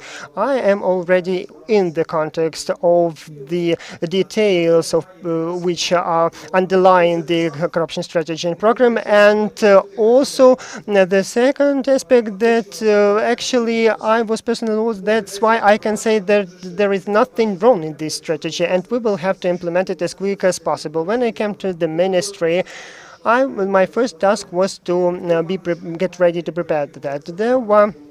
There are a number of important issues which should be covered here. This is the issue of city building and reconstruction and rebuilding of roads. And these two issues, I hope we will be able to solve them with the anti-corruption program and strategy, because pricing and purchases for these areas are very corruption-generated streams. Also, the bigger part of this work should be implemented with the respective bylaws, and the second bigger part of this work would be the digitalization, because the anti-corruption program will be very efficient if we will complement it with the digitalization tools. Anti-corruption program is a very good guide which explains us how can we combat the corruption, but it shouldn't be an exclusive tool. We shouldn't have to base our work only on the basis of this document, because it wasn't possible to assess all the risk and to include them into the corruption program. In our ministry, we have a lot of other corrupt spheres on certification and transportation, border crossing points. They are also one of them, and we will be dealing with them. So preventing the corruption is a personal responsibility of every citizen of our country, in public and in the private sector. And keeping this thought in mind, we will be able to change our country for the better. Thank you, colleagues. We have only 4 minutes till the beginning, and Roxolana would like to say a very brief remark, and after that we will give a floor to Alexei Rednikov. Yes, as to the recovery. In the process of recovery, there a special law on monitoring, audit and control could be very beneficial. We have a commitment of the minister, Vice Prime Minister on recovery, to develop such a draft law, and it should legalize in the Ukrainian legislation tools for the control in the process of recovery, and also to introduce tools for management of recovery. It would be, so to say, Prozoro for the recovery. I will not ask a long question to Mr. Rednikov to save time. I will briefly ask you how the anti-corruption program would work in your area, and how it will help your area with the procurement of different items. Very briefly, I was one of those who was engaged into the adoption of this program. It was very seriously deliberated, and with Andrei and Alexander we were in one team, and now, and I was already involved into adoption of this program at the level of the government, so I was one of those who was pro that program and strategy. I have already signed all the bureaucratic things which are necessary to launch the implementation of this program in our ministry, and the respective department, Mr. Stepanyan, they already have all the mandates and guidances, and we have our own priorities. Yes, of course, they are related to land plots, because there are a lot of issues here, and housing and defense procurements and many other things. As one of the main bodies responsible for defense policy, we will cover also educational and training programs and former military commissariats and other things.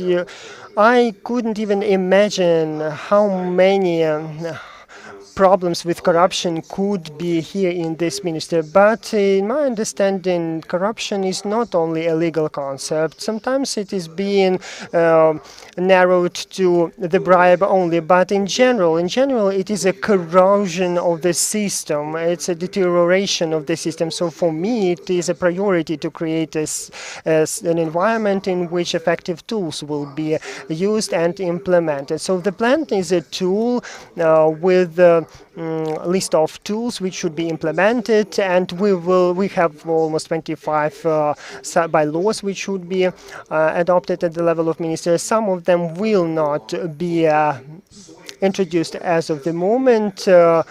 Control of fuels, for example, is not control and monitoring of fuels. It's not a very good idea during the wartime, because otherwise our enemy will have extra information. But we have the program of actions we should undertake, and we will prepare all the procedures and all the documents which are necessary. And once the parliament says the martial law is over, we will.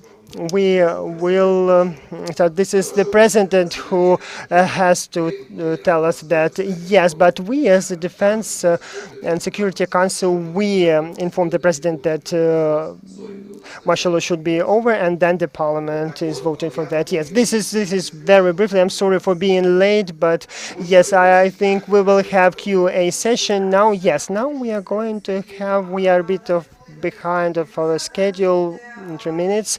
Now we are going to have a very brief session of question and answers for 10 minutes, even less, and our schedule is very tight, so 30 seconds for the question and 1 minute for the answer. Friends, please keep it simple. 30 seconds for the question and 1 minute for the answer. The reporters, please keep your questions, and you will be able to ask them during the break. You will have the time during the break for that. And now we are waiting for the question from experts and activists. Those who are in the hall, please raise your hands, and I will give you a floor, please. Hello, Anti-Corruption Headquarters, Sergei Matkal. I have the question to Sergei Reznikov. The Parliament has already adopted, and the representative of the Parliament mentioned, they adopted the law draft on the publication of prices for the non-military products, but the Ministry of Defense did not provide any of the regulations procedures. When shall we see the prices in ProZorro system about all of the goods and products? Because we, as the public sector, would like to monitor, to see, and to search for corruption at ProZorro. Thank you. Thank you for your question. I'd like to drive your attention to the fact that we were one of the initiators of the adoption of this law, and we asked to do it at two committees. So we thank the Parliament that we are moving in this direction together.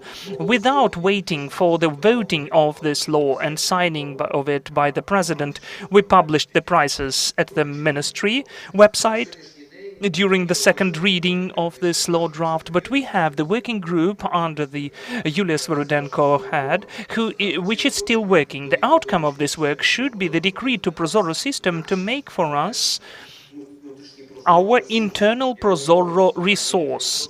I am just formally saying it's military Prozorro. It's a working name because we need technical solutions. There are some of the points which Prozorro cannot provide us with in our request. We were mentioning that during our working group and during the meeting with our with our Prime Minister last Saturday. We mentioned that as well. So as for me, there won't be any delays, but it's important for the experts in Prozorro to open a portal for us. So there won't be any delays. Thank you. Any other questions? Could you raise your hand, please? Are there questions? Please. Good day, Mikhailo Serebryakov, Executive Director of the organization Together Against Corruption. The question to the Minister of the Education. I congratulate you and my condolences, because this is a very hard work. So, as for anti-corruption program, one of its elements in science and academia is the development of the National Repository of the Academic Tasks, the open, transparent database of the 90% of the theses and other dissertations. Your predecessor has adopted a wonderful decree that this repository with all of the texts have to be automatically indexed by the internet Google searches and other anti-plagiarism apps, because it will improve the checks against plagiarism, because we have more PhDs and doctors of sciences than the quality of their work. Unfortunately, in half of the year this decree was never done by the National Technical and our institute, especially about the anti-corruption component in science. So does the Ministry of Education have readiness to implement this decree and to reform this repository to have anti-plagiarism checks? Okay, please, the questions should be shorter. So, the academic integrity is in the focus of our attention, including digital tools. It concerns the change of the culture of academic integrity, but without the toolkit, it cannot be implemented. I'm sure that we will be able to find necessary money for the modernization. The system which exists now is not efficient. It does not show objective outcomes.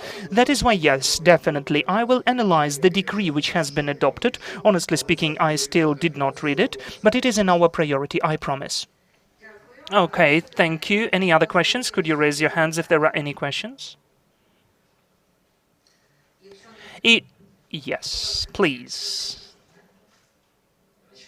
Then I'd like to pose a question to the Minister of Agrarian Policy. The main task is to rebuild Ukraine and to attract investments. When the investor is coming to Ukraine, he or she would like to launch activity and needs land. This is a full of corruption risks point, and if we don't create the investment climate to involve investors and to give them the opportunity to work, we will never get investments to the country. What does the ministry do for that, for the investors to come? How do they protect it? And altogether, what is the strategy of the policy as for the involvement and attraction of the investors into the agrarian sphere? Mykola Solsky, please. Well, look, it's important for the experts and to investments to speak about that. We have the land market, as you know, right?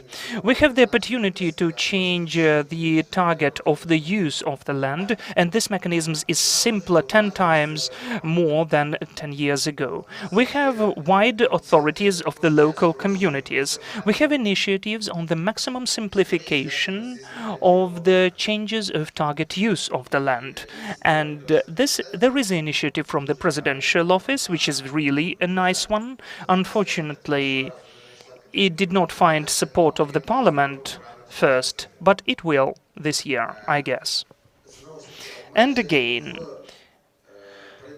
as for the requirement, there are no, in fact, limits in acquiring land. So please register the company and you can acquire land plots.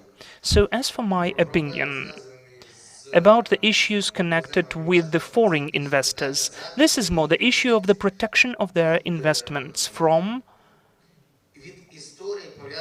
cases connected which sometimes emerge after the business has been launched, not only during its being start up.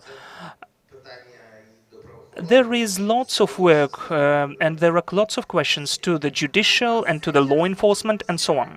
Unfortunately, we are out of time. Now we'll have the communication with the media. I thank the participants of the panel discussion, the ministers, Roxolana Pidlasa, for this conversation. The media will communicate in the neighboring room. Olena will show you where to get to. She's raising her hand and she will show you where to go to. And the ministers who have such an opportunity will join the media now. Please, thank you everyone.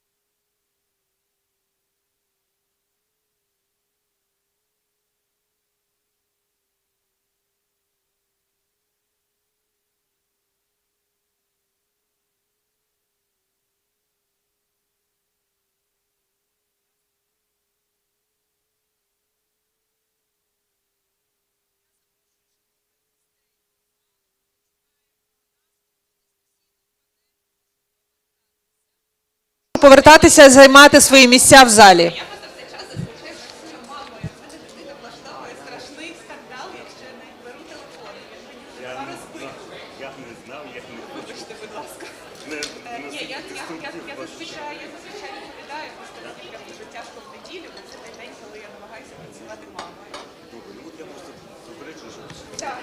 Прошу повертатися до залу, шановні гості презентації. Тоді треба, щоб хтось там сказав.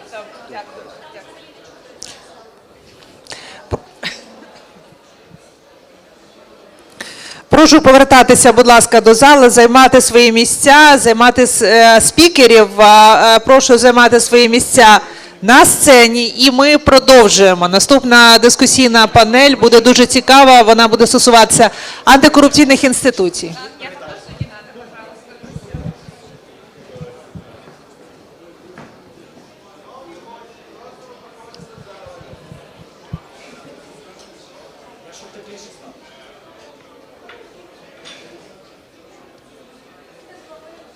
Просто можна попросити, щоб ви зменшили, бо це охолоджує, це кондиціонер. Я відчуваю, що це він. Так? Це треба... Свої руки. Просто на прес-підході там міністри і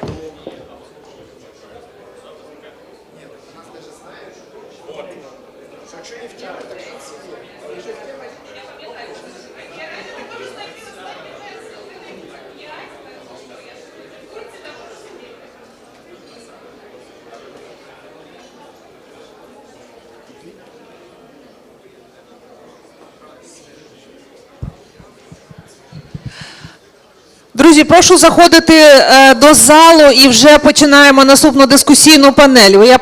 Я почуваю себе як спікер парламенту, який заганяє депутатів на голосування.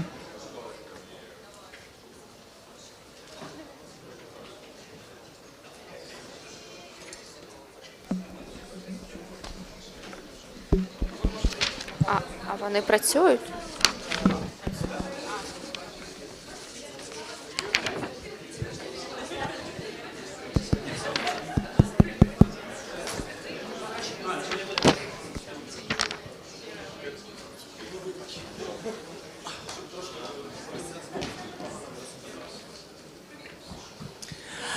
Отже, всі промовці є, тому я думаю, що So we have all of the speakers, so I guess that we will start in an instant. Please take your seats, not to go and have any conversations during the discussion.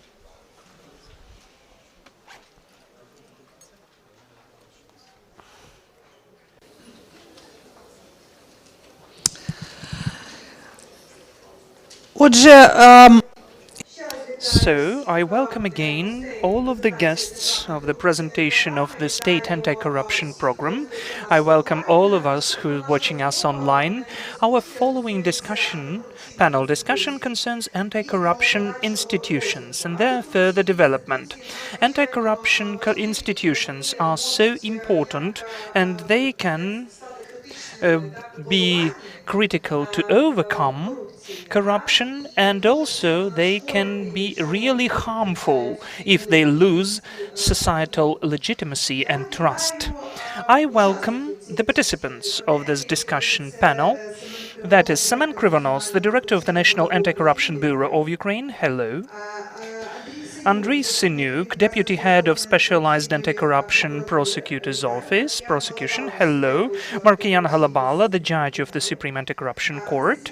Anastasia Radina, the Head of the Parliament Committee on the Issues of Anti-Corruption Policy. Hello, Anastasia.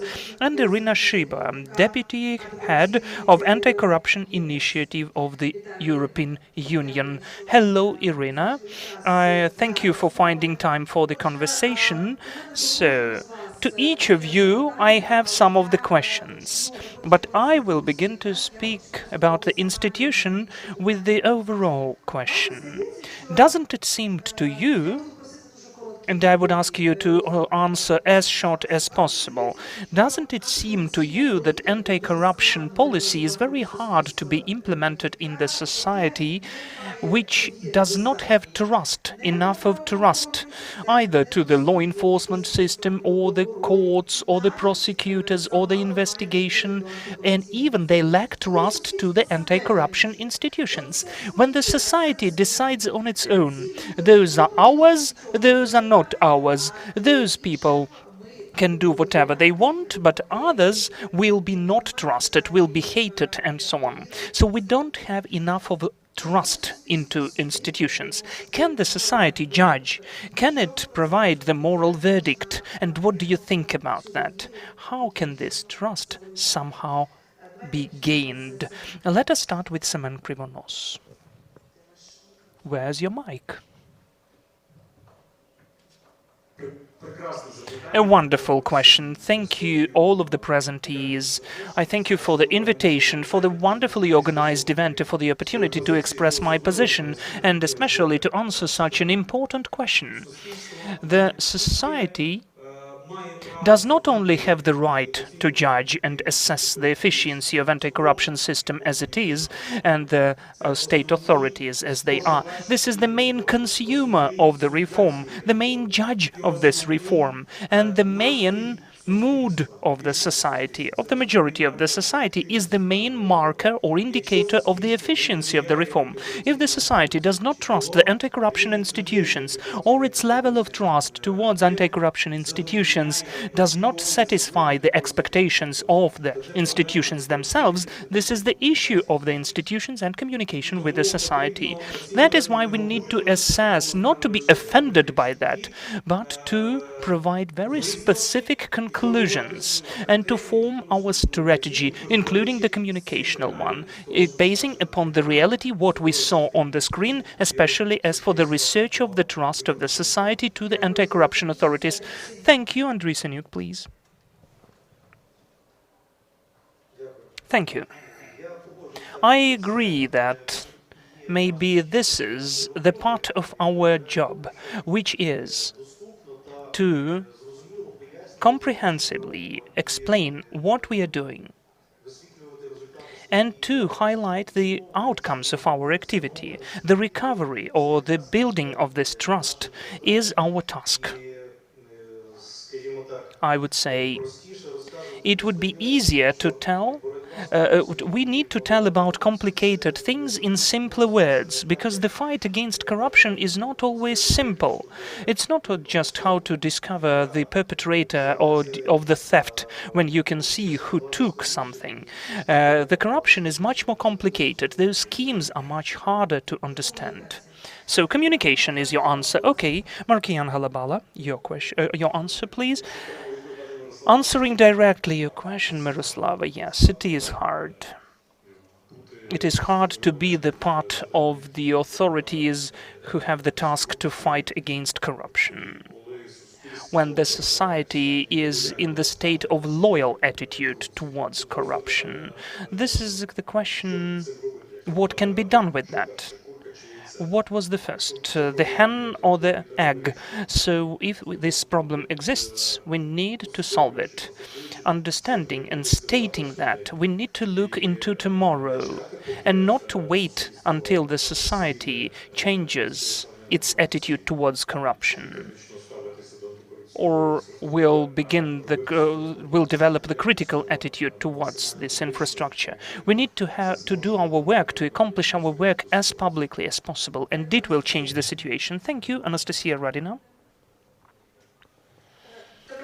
Good day. It seems to me your question already includes the answer. We need to gain trust. Of course, it's so hard to gain, especially in the situation which, according to my impression, includes that the average citizen would like to see the perpetrators tomorrow in jail, doesn't want to know that the high-quality anti-corruption investigation lasts for 5 years. And I understand the people. I would like to have the luxury to have this attitude, but unfortunately this is not the reality how the anti-corruption authorities are working. So this is the communications issue, the issue of work in advance. And of course we need to close the gaps which we can still see in the legislation and the practice of its implementation, which are also unfortunately helping us to understand that the average investigation could last for 5 or even 7 years, and before just between the comprehension of the person and finally the verdict, so many years can pass. So answering your question, we need communication and we need to close the gaps in the legislation which we mentioning for such a long time but which still exist. Thank you. Irina Shiba, what do you think about that?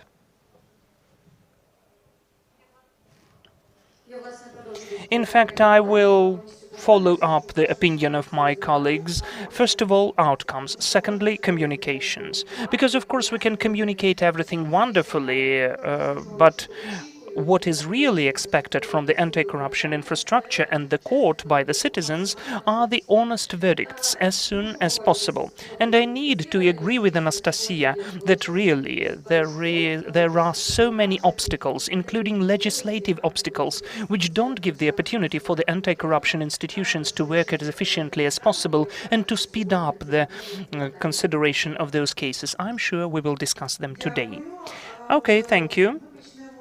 We will start with the question to the National Anti-Corruption Bureau. Semen, we are presenting the state anti-corruption program. What does it have in itself which helps you improve the indicators, improve your work? I know that, for instance, the state anti-corruption program increases the number of detectives. What else? What will help you as a bureau? Yes, really. The state anti-corruption program foresees several structural milestones which we need to strive for, including the increase of the efficiency of the work of our bureau. And that is also the staff of detectives, which introduces the amendments to the line law, and also this number of detectives should be increased for 300 people. And also the creation of the state expert institution at the National Anti-Corruption Bureau. Why are those 2 points important? Why they are considered to be the most important? First of all, the number of the proceedings which are being investigated in the National Anti-Corruption Bureau is constantly increasing. The corrupt schemes which we are finding out are complicated. They need the involvement of lots of detectives, resources, time, the sending of the requests to the foreign states, and complicated economic expertise. Those schemes are improving all the time. And what's the most important? After our victory, undoubtedly victory, we are waiting for the recovery process, the allocation of substantial money for this process.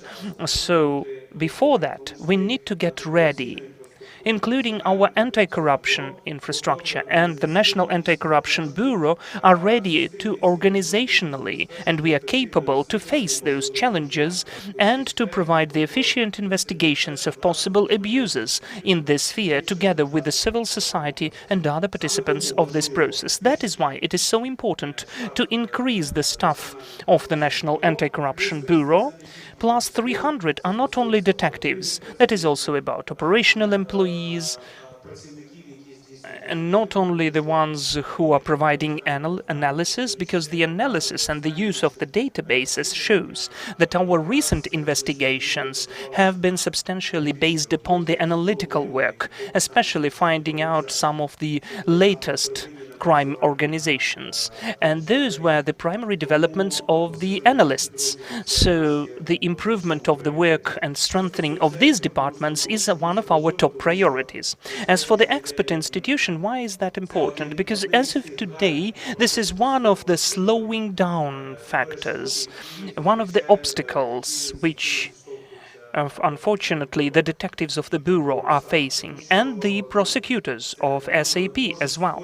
Because unfortunately, we've got lots of cases of artificial delays or obstacles in some of the expertises which shouldn't be that hard when we calculate the losses. But understanding that the pre-trial investigation is ongoing, and when some time passes by, some of the evidence can be under threat of manipulation. Unfortunately, artificial obstacles are being created, so it's important to provide the speed of the pre-trial investigation and its efficiency, and preserving its quality and search of the registration of the evidence of any of the crime activity. It should be communicated with the foreign partners, and we can see it in our activities that the creation of such institutions at the National Anti-Corruption Bureau will significantly increase the capacities of the Bureau and the efficiency in the investigation of crimes. Thank you, that's it. Let us make it shorter. If you need anything else, we have more questions. We have more questions, for instance, to Markian Halabala. Markian, as for you, as a judge of the Supreme Anti-Corruption Court, why is State Anti-Corruption Program is important? I did not read it all of that. I just looked through it because it has 500 pages, in fact. Why is it important for you? And are there any provisions which are about, in fact, your court? There are lots of cool provisions in the program, and it has become a kind of a compass which we should use where the court should strive for, considering cases connected with corruption. Two main indicators foreseen in the program. First of all, is the simplification and optimization of the criminal proceedings connected with the corruption, because we face lots of issues connected with the lack of number of judges. 3 judges are considering one criminal proceeding, and unfortunately we are facing the procedural sabotage because of the unjust lawyers, and all of that delays the proceedings. And partially I answered the question which you started with. Why exactly there is this lack of trust to anti-corruption structures? The cases are considered for too long. We lack verdicts. And one of the tasks of the anti-corruption strategy and program to give at least partial response to these questions, introducing changes and amendments to the legislation, introducing the one-person consideration of the case, making impossible any of the sabotage of the cases because of the lawyers, and so on. If you allow me, I could compare that between the war with Russian Federation and the war with corruption. We are given weapons to accomplish certain tasks at the battlefield.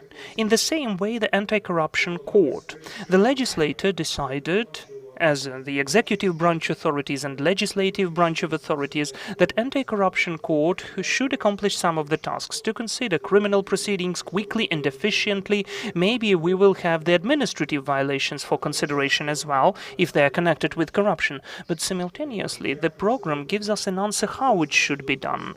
Should we provide additional capacities, because this is the additional volume of work, additional burden of work. We support the implementation of those provisions in the program, and we ask to introduce some of the additional ones to increase the number of judges in the court, because it will also increase the capacities to quickly consider the cases. Thank you. Thank you very much. I have a question to Andriy Senyuk, as a representative of the Specialized Anti-Corruption Prosecutor's Office. I know from the media that at the stage of adoption of the anti-corruption strategies, there were huge debates regarding the independence of Specialized Anti-Corruption Prosecutor's Office. So what are actually the tools in the State Anti-Corruption Program devoted to Specialized Anti-Corruption Prosecutor's Office, and what you are lacking? Thank you. In our work, we have faced a number of obstacles which do not allow us to move as quick as we'd like to, and the way we could. investigating cases, and some of them were reflected in the state anti-corruption program. And here I'm talking first of all about mandates of the head of the SACP. For example, when, for example, the head of the SACP is not at the working place, it is not possible to create the group of prosecutors. It should be on the first deputy of the head of the SACP. So the program provides for these technical aspects, and they streamline many processes and may save even some cases. I wouldn't provide specific examples, but I will only mention one of them. Last week, one judge of the Rhine level court was uncovered, and from the moment of the registration of the case in the single register to the moment of the detention, only approximately 2 days passed. And as far as I know, when the that this mechanism actually is working like that, because previously we couldn't achieve such terms. Also in anti-corruption program we see the reflection of the solving of the solution for selection of the head of the SACP, because previously we know from our experience that the competition took almost 2 years, and now, thanks to the program, we will have this procedure improved. There are also a number of provisions which provide for faster court investigations and procedures, and which will also help to involve operative staff to conduct investigations and other important things. Unfortunately, some of the issues were not included into the state anti-corruption program. This is something we have already mentioned about. This is the creation of the establishment of specialized anti-corruption prosecutor's office as an independent and a separate institution that would allow to make its work more efficient and to cooperate more efficiently on an international level. But what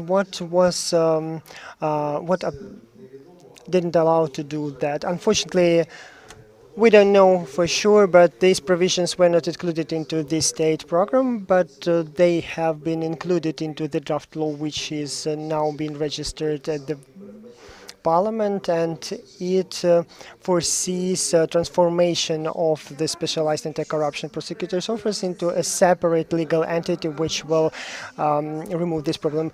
I do understand correctly that Anastasia can bring more light about this draft law and what will be fate of this document. First of all, I have to say that one of two key priorities and development of anti-corruption infrastructure, and first of all the strengthening independence of the specialized anti-corruption prosecutor's office, unfortunately wasn't reflected in the state anti-corruption program. And this is actually a problem because it demonstrates the lack of readiness to take responsibilities, because we see that priorities on the work of the prosecutor's office were reflected in the memorandum. I'm sorry, can I ask you for a clarification? Do I understand correctly that it was done for leaving a room for extra political pressure on specialized anti-corruption prosecutor's office? Yes, we can say it like that. Everything what we see from the previous experience of work of anti-corruption bodies says as the following: when some cases are being actively discussed in public media that undermines the work of the anti-corruption bodies. But what is the role of prosecutor's office here? I think that we will see that through the work of the prosecutor's office. The ACP is one of the most unprotected bodies in the anti-corruption field, and especially in that moment of time when the case, for example, on Rotterdam Plus was filed to the court. This is 40 billion hryvnias from all pockets, of all people sitting here. It is now referred to the court, and we already see this movement with this motion and the case on Ukernafta regarding the business of Mr. Kolomoisky.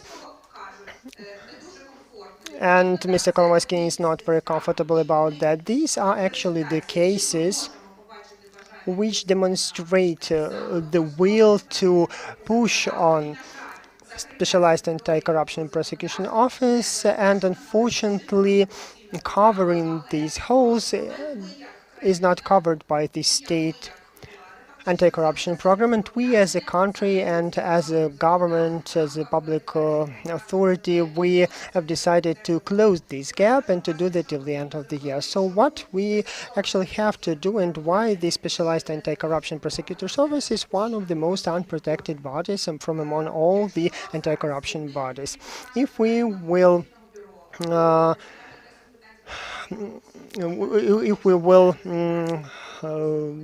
resign the head of the Specialized Anti-Corruption Prosecutor's Office, then we will face a problem with respective appointments. And now it is possible to do through the Qualification Prosecutor's Office Commission. And I will remind you that in the nearest past, they have provided reprimands regarding the prosecutors who were reprimanded, and they were excluded from the cases which were important. And the Commission of Prosecutor's Office can do that once again. And in such a case, we can see that in such a case, the head of the Specialized Anti-Corruption Prosecutor's Office could be also dismissed from his position. But how then we can assign the head of the Specialized Anti-Corruption Prosecutor's Office? If for the National Agency on Corruption Prevention there is a competition with the involvement of the international experts, for the SACP, the head should be appointed by the commission, which is formed by the parliament actually. And how it was already implemented, we've seen that for the last 2 years, and in many aspects it was even not very pleasant. We've heard how Ursula von der Leyen last year, having her speech in the European Parliament, had to name this problem with the appointment of the head of the Specialized Anti-Corruption Prosecutor's Office. I said it was a shame for us that such a high official should state such issues at such high level. So first of all, we have to establish the procedure for the dismissal of the Specialized Anti-Corruption Prosecutor's Office and to make it politically independent, and an independent commission should be responsible for that, and the independent commission should give the assessment of the work of the Specialized Anti-Corruption Prosecutor's Office, and the appointment should be provided through the independent commission with the involvement of international partners, as it is being done by with NABU and National Agency on Corruption Prevention. This is crucially important, and we all do understand that. So we won't fall from the chair, which has only 3 legs, because the Specialized Anti-Corruption Prosecutor's Office is the 4th leg of a chair. So this body should be responsible for providing signals to the business, to private business, to other countries, that it is possible to invest to this country, into the projects in this country. Thank you very much, Irina Shiba. We will return to the political control again, but now I have a question to Irina Shiba. What is lacking for you in the state anti-corruption program, and what can improve indicators of consideration of such cases? Thank you for your question. Anastasia has already started answering in regarding the issue of the independence of the Specialized Anti-Corruption Prosecutor's Office. But today also Mr. Kornienko has mentioned this issue too on recovery of anti-corruption infrastructure. And here we are talking about the declaring income and functions on checking the declared incomes. So the functions in general are already in place. From the very beginning of the full-scale invasion, the filing of declaration was terminated, and unfortunately we don't see resuming these activities. This tool is very important in order to prevent corruption and to identify cases of illegal enrichment and for the investigations conducted by NABU and for the whole infrastructure in general. And also the registers, another thing which is very important. Many registers are still closed and are not available, and it makes impossible to access the information and to conduct civil control. If you're talking about the institutions which are present here, I'm very happy that today we have permanent managers and heads of these institutions. For a long time, in the different institutions, we saw no heads, no higher officials, and state anti-corruption program offers us tools which will help us to tackle them. And in the nearest time, we will see a competition on the NABU head, and we will see how it will go. If such situations like this time occur when we don't have a head of the institution for a long time, it influences their perceptions by the society. Marken has already mentioned as regarding to the higher anti-corruption court that from the very beginning it had hadn't enough cases to and it has demonstrated a huge load for the staffing which was prescribed from the very beginning. But now we see that there are much more cases, and it is necessary to increase number of judges in the court. It is unfortunately hasn't been foreseen by the state anti-corruption program, but we hope that when in the nearest future we are going to work on the relaunching number of institutions in judicial sphere, we will also face a question, and it will be actually raised, that the number of judges should be reconsidered. There are many thoughts about the higher judiciary council, and we won't touch them now, but I will now have a question to the representatives of NABU and Specialized Anti-Corruption Prosecutor's Office regarding the political influence and civic legitimacy. So after the higher anti-corruption court and NABU have received a judgment on Mr. Omelan's case, they mentioned that there is a political pressure on the management of NABU and State Anti-Corruption Prosecutor's Office. So in media and social networks, you were strongly criticized. Do these things influence the reputation of your institutions, and do you recognize lack of quality in investigation, or how should you communicate in such situations? Who'd like to start? I would start. Only those who do nothing are not criticized, in fact. So the cases which are being investigated by NABU, they are all being, in fact, criticized, because usually there is always somebody who is not satisfied, the person who was accused or anyone else. So these are usually people accused in corruption. They usually have political, material resources, and they have an opportunity to influence the public thought and to create an information bubble or information agenda regarding their case. I would like to stress here that we are talking about the case where there was a positive judgment decision of two courts. This is not something related to the investigation or opening the proceedings. This is, I'm talking about the final judgment.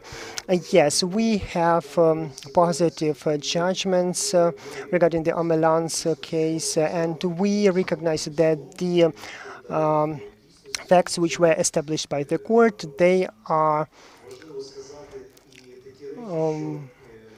reflecting real facts, and we have to understand that the standards to criminal proceedings, they evolve, and sometimes some things which are admissible at the stage of investigation and pre-court stage, at the later stage when they're being considered in the court or reviewed in appeal instance, the standards are usually change, and the practice of proves it changes. Thank you very much for that. Mr. Semen, how should we communicate that properly in order to keep the societal trust?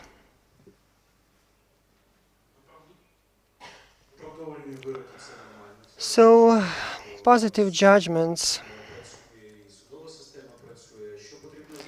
only mean that the court system works well. But we only have to work on revealing systemic criminal schemes, to work with the staff, to communicate with the specialized anti-corruption prosecutor's office, and to work on improving professional qualities of our detectives and experts. Of course, mistakes, this is something we cannot avoid in any system, but we have to do everything possible to move forward and to make conclusions of them. I will continue. We are very short of time. I have a question to Anastasia. This is a question which was already touched by Irina Shiba regarding the resuming of declaring income. I remember that National Agency on Corruption Prevention called the officials to file declarations, but what I think 28 MPs have filed declarations from somebody from the office of the president. 1 or 2 persons have filed them, so not too many people. What do you think about this? What your colleagues think about that? Should we resume it? Declaring income and opening the registers? Перше, електронне декларування. First, e-declaration is definitely needs to be restored. I think that this question has already been high time to be implemented. But honestly, I don't like the campaign of voluntary declaration, and I'm not ashamed to say that I'm one of the persons who did not provide the declaration because of one simple reason. Because the declaration without the response when the authorities of the national agency is restored about the check of the declarations creates conditions for impunity, because we can be in the situation that at the moment of the check or at the moment of the initiating of the question of taking to liability, we'll have the new terms of acting of the verdict. We have only 3 years of the term for liability in these cases, in the wrongful information about the taking into liability and about the wrongful information in the declaration. We faced the situation that those issues could be solved just before the first instance, or we didn't have enough time for the appeal. This is the issue which we need to solve, approving in the special law, which will not only bring back the obligation to declare, but also to check these declarations. We are now in the situation when it responds the notifications of the journalists, so it's very selective. NABU and SAP can provide some of the checks, but no one checks all of them to find out 10 or 20 or 30 declarations which need to be under the attention of the law enforcement. And this is the key function which provides the so-called judicial or legal follow-up, the responsibility for the declaration. This function is very important not to be forgotten and to be restored as quick as possible, because only then we can fully control the property of the state officials. Thank you. We are already a bit late as for our schedule. So, Markian, could you please have one moment of your speech? What do you think about e-declaration? The IMF obliged us to restore e-declaration till July. What do you think about the perspective of the restoration of e-declaration and opening of the registers? A quick answer. Recently, the e-declaration was abolished where? In Russia, of course. Yes, by the way, in Russia it was abolished. So this is a very bright example. You're right. So I thank the participants of these discussions, Semen Krivonos, Andriy Senyuk, Markian Halabala, Anastasia Radina, and Irina Shiba, were at this panel discussion and talked to me. Now we have the opportunity for the Q&A session. So please, these questions should be short because we are short of time. And I do emphasize that the journalists will be able to pose their questions later. The media will meet a bit later, right? Do I understand it right? So we are posing questions now, including the media. Okay. Please raise your hands if you'd like to pose a question to the participants of the discussion. No, we'll have communication with the media about a bit later, after the discussion, after the final panel. Okay, please. Your question, please.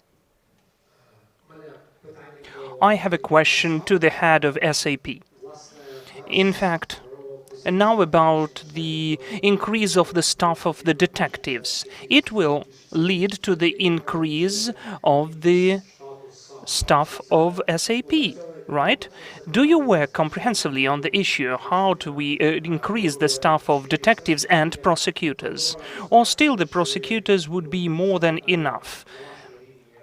Do you solve this issue at your level? Do you plan anything to provide the proper conditions for the prosecutors? Because as far as I know, every seventh prosecutor is at war now. So you are very overloaded with work. So how do you solve this issue? Thank you. Yes, really, this problem exists. And after the full-scale invasion started, a big number of SAP prosecutors were mobilized and are protecting our country in the armed forces of Ukraine. That is why we have the increase of the workload of the prosecutors who are now working in the anti-corruption prosecution office. We've raised this question for the prosecutor general last year, and after that the staff of SAP was increased for 8 prosecutors, and because of that, last year we had selection of additional prosecutors for the vacancies. In case of the substantial increase of the number of detectives in NABU, we'll have to increase the number of prosecutors in SAP. And this issue is also in the law draft which we have just mentioned. In case if it's adopted, or at least some of the norms or provisions are adopted, this issue will be solved as well. Thank you. Please, any other questions? Yaroslav, the question is yours.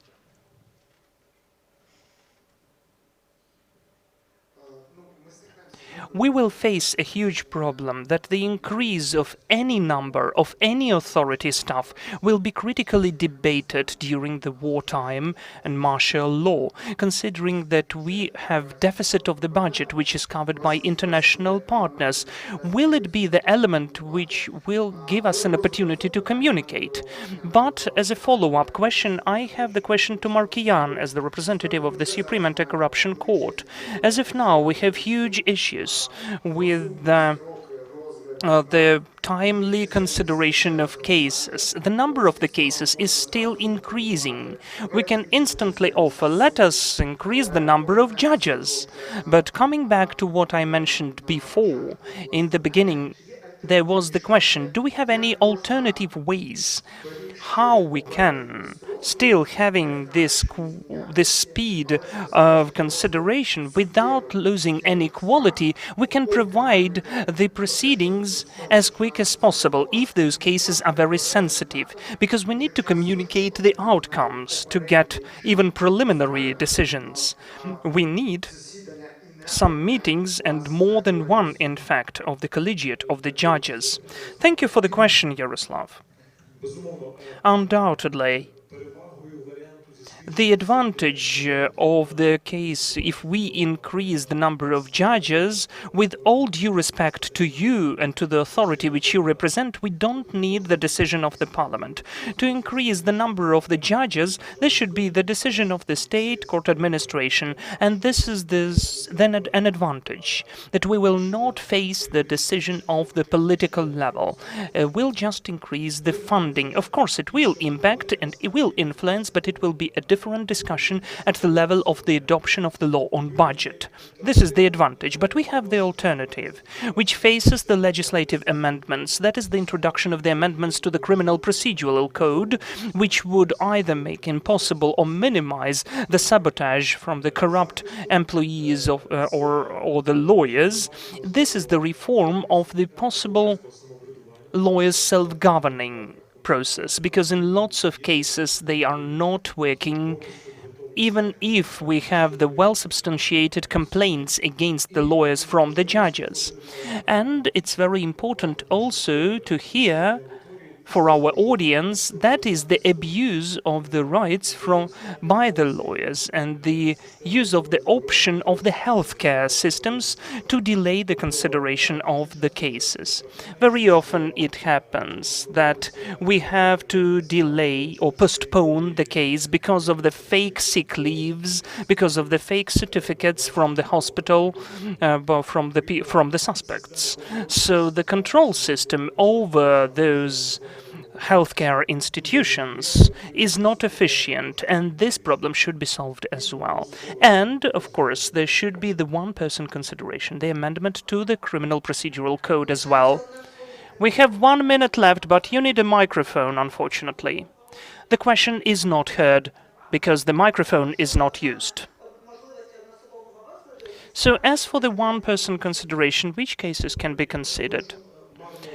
I guess that we shouldn't hope for full consensus within our court, because there can be different people with different courts who take different positions, but the majority is really would like to have the one-person consideration. So, of course, if we look at the threshold of sanctions of the criminal code of 10 years, only 1/3 of the cases will be considered by one person. If we have this threshold to 12 years, this threshold will increase to 50 or 75%, something like that. We need to finalize this panel, and we do apologize. This discussion panel is over. I thank dear participants, speakers of this panel, Semen Krivonos, Andriy Sinuk, Markian Halabala, Anastasia Radina, and Irina Shiba were its participants. Thank you so much. And while we are waiting for our next following speakers, I will tell you a bit about the following. The following discussion will have the name Implementation of the State Anti-Corruption Program. Following steps. I invite to the stage Ellen Pak Christensen, Olga, who is the head of Anti-Corruption Initiative of the EU ACI, Olga Pishanska, the head of Anti-Monopoly Committee, Yaroslav Yurchishin, first deputy of the head of the Committee of Parliament of Ukraine on Anti-Corruption Policy, Katerina Budko, the head of the Council at National Agency on Corruption, Prevention,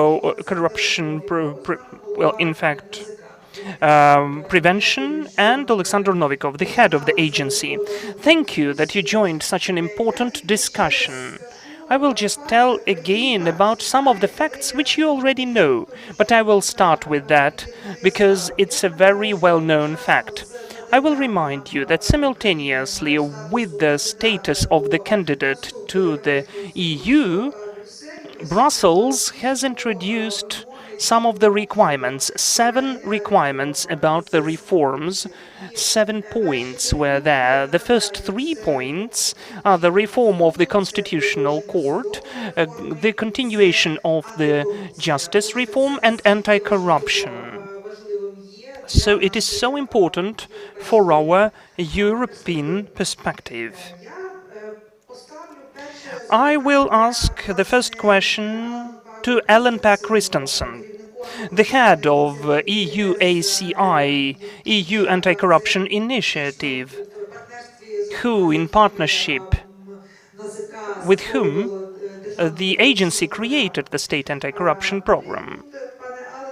Alan, we were speaking here about a certain skeptical attitude of the journalists and lots of other people who saw other anti-corruption programs which were not working before. Our authorities for decades of years knew how to imitate reforms. So what gives you optimism to believe that this very program will be working and that this program will be efficient to overcome corruption?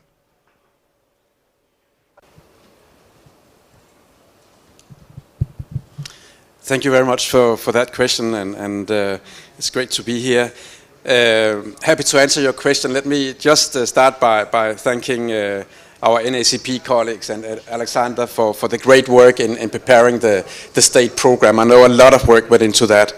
Very impressive. And I would also like to say now, when we had the anti-corruption institutions in the previous panel, that for us working closely with them in our daily work, it has been so impressive to see how they have continued their work since Russia's invasion last year, how you have adapted to a new context, very difficult conditions, but you continued, and some of the institutions even processed more cases last year than the year before. I think that's quite an achievement.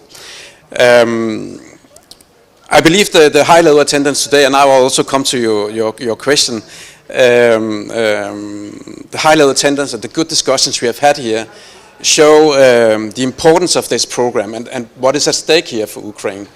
It shows that even at these very difficult times of war, you have a government that actually is strongly committed to move ahead and to lift this anti-corruption agenda forward. And of course, with the upcoming recovery efforts and with the EU integration path, I mean, I think the fight against corruption in Ukraine is more important now than ever. And we saw with the national survey that was presented today that still a lot of work to be done there, because there's still many challenges in a number of sectors. And I can assure you that your international friends and EU partners will keep a very close eyes to what is going to happen here. The most important issue, of course, is the implementation of the program, and you're right, so many programs, roadmaps, action plans were adopted by Ukraine, by the government, that were never really fully implemented. And this time it must be different, and I believe it will be different. And I would like to mention this political commitment that we also feel in the room today. The commitment by the line ministers that are actually in charge of implementing quite a lot of the content of the program. I would like to mention the inclusive process behind the program, meaning that you had a number of officials from the ministries, from the agencies, from other institutions, I mean, that created an ownership to this program. And that ownership, I think, in itself is extremely important. And then you have what was also mentioned by Andriy Wisniewski when he presented the program. There is this component of monitoring.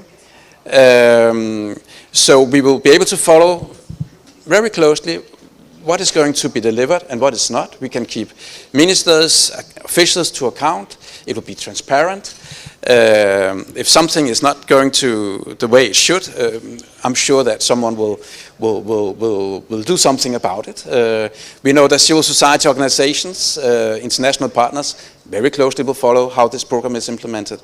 So I think that we should be optimistic. I also think that we are in a different position today than we were just, I would say, a few months ago. That the Russia's invasion has created another less tolerance for corruption. I think the survey also mentioned that today, and that has an impact also at the political level, and that I think is what we are seeing now. Дякую, дякую. Thank you. That was not the last question to Alan, but still the following question will be to Olga Pishanska, the head of Anti-Monopoly Committee. How does your institution, is your constitution going to implement the program? Why is it important to you, and how will you use it? Good day. I thank you for the question and for the opportunity to have a speech at this forum, and I thank you for the being insistent and your consistent work of the agency. I'd like to mention that Anti-Monopoly Committee during all of this period of time has been cooperating with the agency. We had really constructive discussions which led to a specific plan of actions, which has a separate part in the document which is approved now. And during a certain period of time, with a certain time frame, the Anti-Monopoly Committee should provide a plan, should develop the law drafts with the suggestions and offers on the improvement of the work of the Anti-Monopoly Committee. Besides that, the Anti-Monopoly Committee has already developed the draft of the offers to the reform draft, and some of the provisions are included into the state anti-corruption program as well. There is a certain list there. For instance, the increase of the institutional work of the committee, in particular the protection of the employees and workers, the improvement of remuneration process. It includes the very specific time frame for the consideration of cases, because as you know, the committee didn't have the proper time period and time frame. We have the liability period in case of any of the abuse, but since the beginning of the opening of the case, it can be done forever.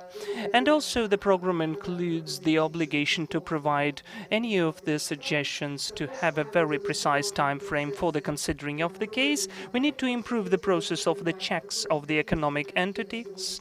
This tool exists in the committee, but still we need to develop a very specific and understandable process how it will be implemented. The same concerns the improvement of the format of firing and hiring of the authorized persons, for it to be compliant with all of the legislation and constitution of Ukraine, and for it to coincide with the selection and firing of the head of Anti-Monopoly Committee. And we have more. In each of the sectors of the work of Anti-Monopoly Committee, we have developed some of the offers and suggestions to decrease corruption risks and to improve the efficiency of the work of the committee. Clear, thank you very much. I have a question to Yaroslav Yurchishin, First Deputy of the head of the Parliament Committee on Anti-Corruption Policy. So, for me, program looks like a long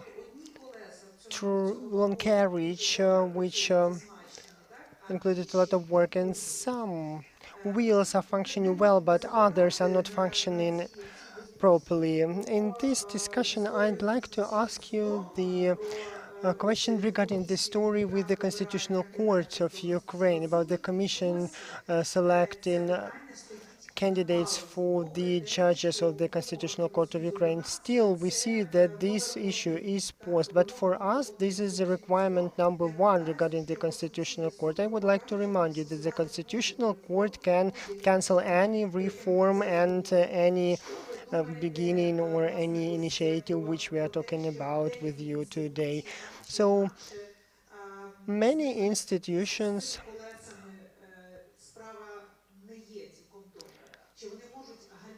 may have problems, and they may be thought like this not properly functioning will. So will the program facilitate that? Let's be realistic. That's actually why we adopted the anti-corruption program, not at the level of the cabinet of ministers of Ukraine, but at the level of the parliament. Because when we being construed the strategy, we already thought that it should be adopted by the parliament of Ukraine. And then, since the overall structure would be very capital, we would be able to keep the motion of the whole process. So to switch from the totalitarian society to a democratic one, we had to envisage respective provisions which will let us use the support, the whole scale of support which could be provided by the EU. And in order to develop our political memory, we are clearly in mind that to start this initiative, we had to start from the position that we have already started the discussion on future membership of Ukraine in the EU. So now, of course, we can talk about the heroism of the parliament and the cabinet of ministers, but since due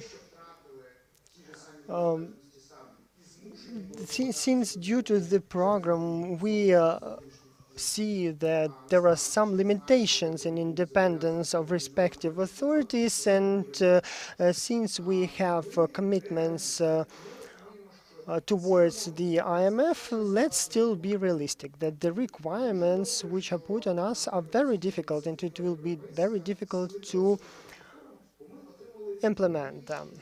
Today's forum is called because we have received a lot of commitment. We have to get from the officials of different organizations their commitment to fulfill the program. This is important, and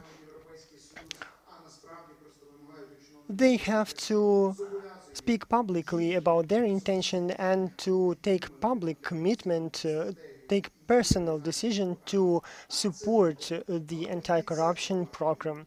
We will definitely see them hindering the process, quietly hindering, but we will not support that, and we will fight that. But in any case, now thanks to today's event, we saw that this 5-year anti-corruption program, and we have been changing the years of this program, and this is such an important, interesting thing. So actually, what is the thing I am trying to bring it here? Will this program stay on paper only or not, as in Yanukovych times? But I think that this is not the time it will. And it is because of the objective factors. In wartime period, the corruption is not perceived in society.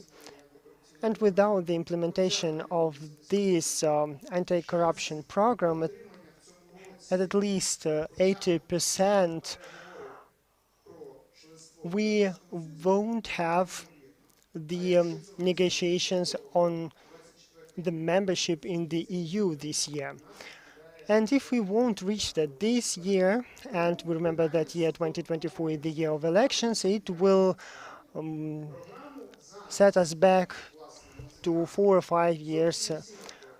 So now with the involvement of many actors, we have developed a very ambitious but still very realistic to implement program. And at this meeting today, we received a lot of answers on who is going to implement this program.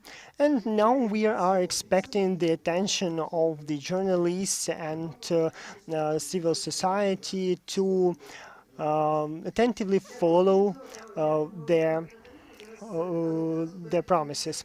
And now thank you very much. And now I'd like to ask Alexander Novikov. I know that actually as to the perception and non-perception and regarding different wheels, I like this metaphor of the wheels of the carriage. I know that the state anti-corruption program was developed in a difficult manner because many agencies believe that it will be another bureaucratic paper, and I know that the Council of Judges sent a letter on 35 pages describing the problems and issues regarding this problem. How are you going to work, and how do you actually see the cooperation in the system with resistance? Because we understand that the resistance is there, it will never disappear. Yes, resistance will be there, but today we've heard the answer. How can we overcome it? We have to involve all the counterparts to this discussion. So the head of the parliament, vice prime minister, the head of the anti-corruption committee, the head of anti-monopoly committee, they all have participated in the public presentation of the program, and they committed themselves to implement it. We believe that the dialogue, inclusivity will be followed, and we believe that even with opponents we will be able to reach a consensus. And even at the later stage of the development of this program, even the Council of Judges supported it. We remember the work of Mr. Robinson, Why Nations Fall, and we remember that only the nations which communicate, which have a dialogue with the society regarding the most important issues which are worrying the society and the power, and we remember that the corruption is one of the most important issues there. We believe in the dialogue. Thank you. Katerina Budko is a head of the Civil Council under the National Agency of Corruption Prevention. What do you think? Can we as a civil society influence the implementation of the anti-corruption program? I have started this panel from the point that breakthroughs are made through tragedies and even through such situations like we had in 2014 on Maidan. Is the war an accelerator of reforms? So thank you very much for your question. I'd like to start from the following. When I was looking at the agenda of today's meeting, I have pointed an attention to the issue that I am the only representative of the civil society sector, and this is a huge responsibility for me, but still a lot of colleagues are here in this hall. Is the war an accelerator? Yes, it is, because war and the situations like we have it today, as it was mentioned correctly by Yaroslav, brings us to understanding that we are lacking time for further discussions, for further hindering of processes. We spent a lot of time on developing and agreeing the anti-corruption program and strategy. There were a lot of public authorities which were not agree with many provisions of the draft documents, and now we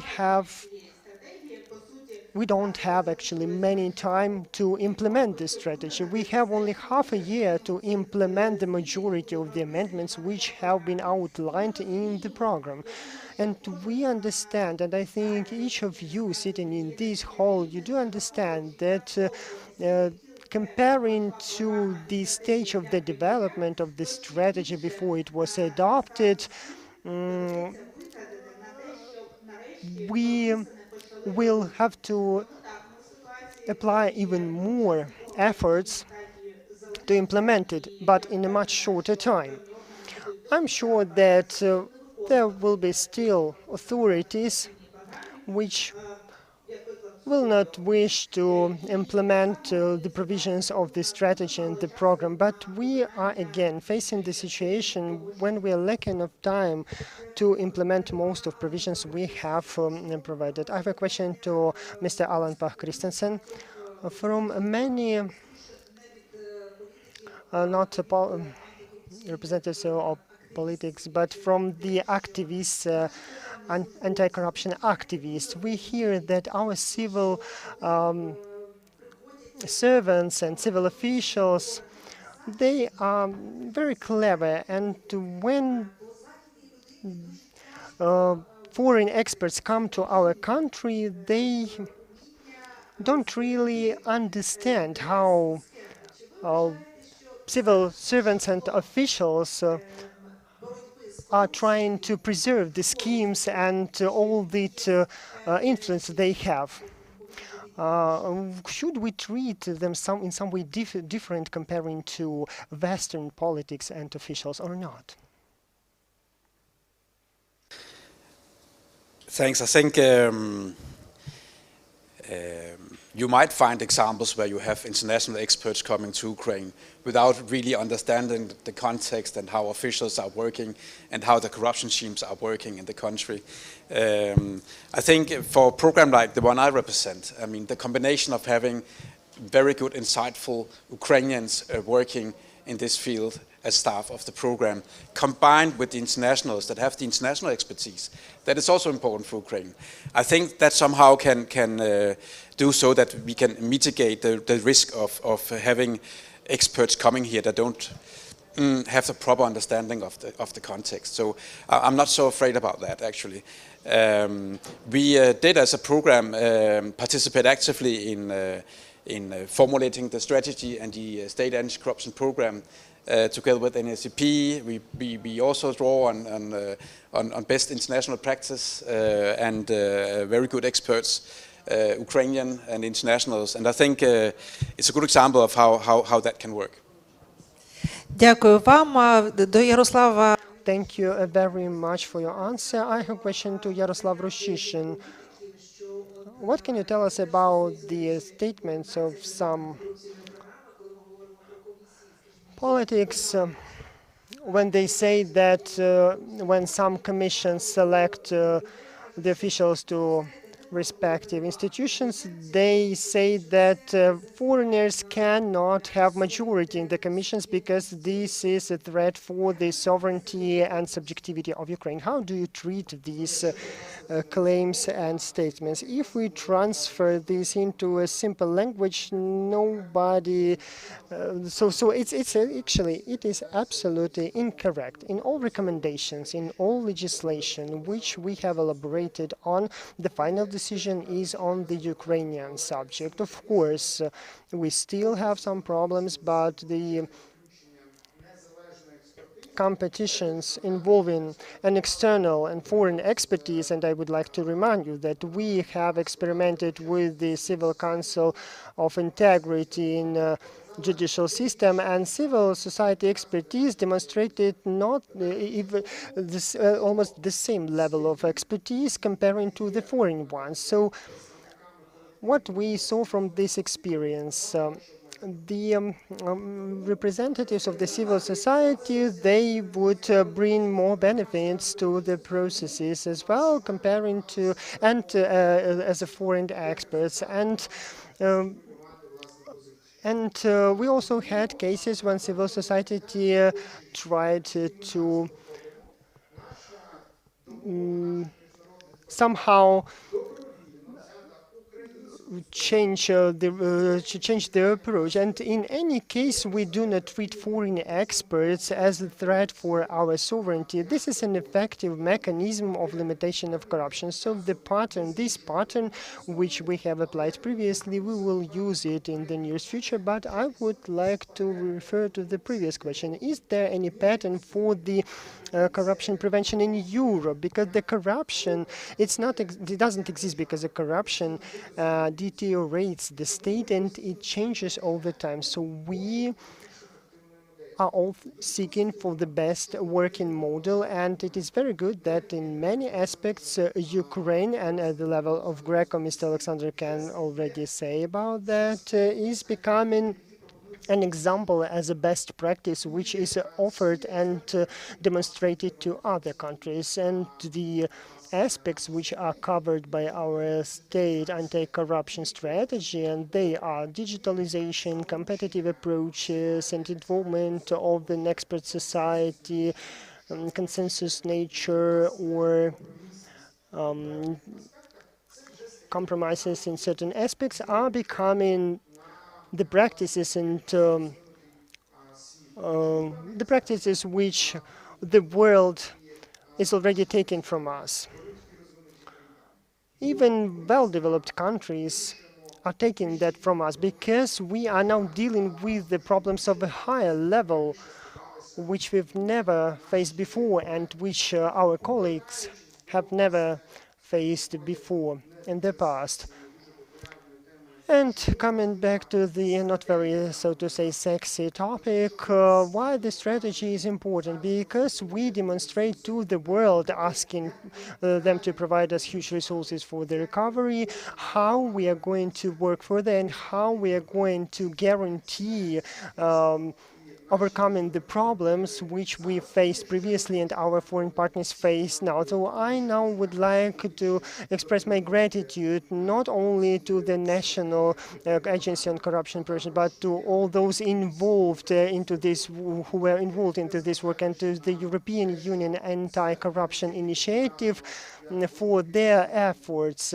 Yes, of course, this case is not such huge comparing to other cases, for example, with Nabu, but thank you all involved for your active work, and you helped a lot to make this strategy happen. Thank you very much, Yaroslav, for your final words.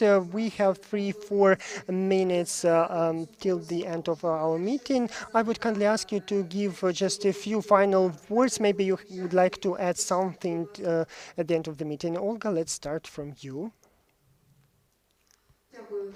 Thank you. I will try to be as brief as possible. The corruption is not only a bribery or minor offense.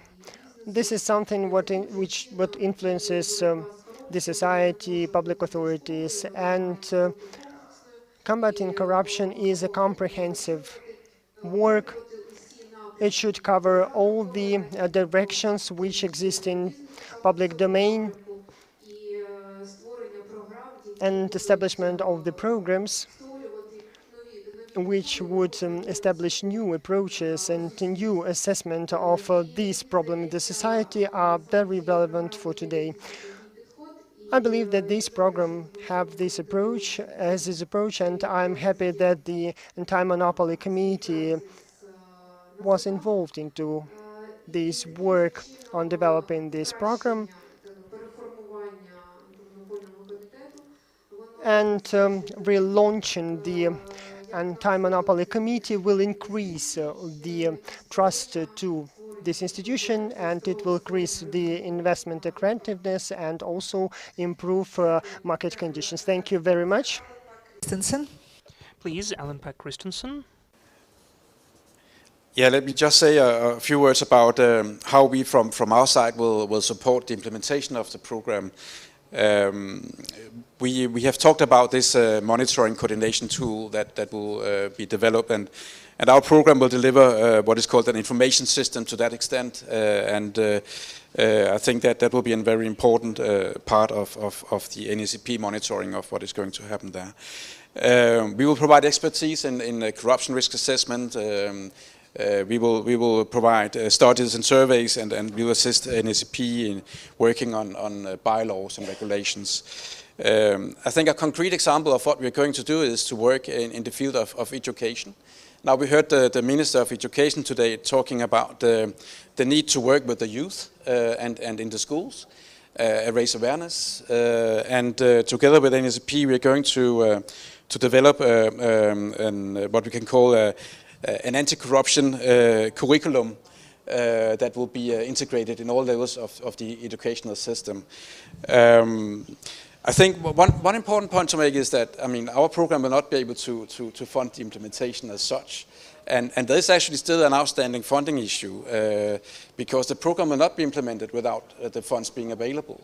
I think Andre mentioned in his presentation that there will need to be developed 61 IT products, IT tools. Very important that the sources for that budget will be identified. I think with this program, when implemented, I think it really has the potential to create a new momentum in the fight against corruption. And I wish NSP and the line ministries and the agencies a lot of success in this work, because it is going to be very hard work for you in the coming months. So wish you luck. Дякую. Дякую. Thank you. So please, Katarina Budkor, the head of the council at the NPC. Yes, as I already mentioned, we have lots of work ahead of us, and in fact the presentation today and this program adoption is not the first step, it's the first semi-step on the way which we need to overcome to implement the changes. And we don't need just to write down the increase of the detective staff. We have lots of work to increase this staff really, and to improve the role of the society in the judicial reform. This is just the beginning of the first step, and I'd like to appeal to all of the actors who are interested in the implementation, the civil society and the NAPC, who are really are the fans of this program, to spend as much efforts as possible for it to be really implemented, because this is the further way for us to Europe in the future of the European Union. Alexander Novikov, please. Thank you, dear colleagues, for the participation in this event.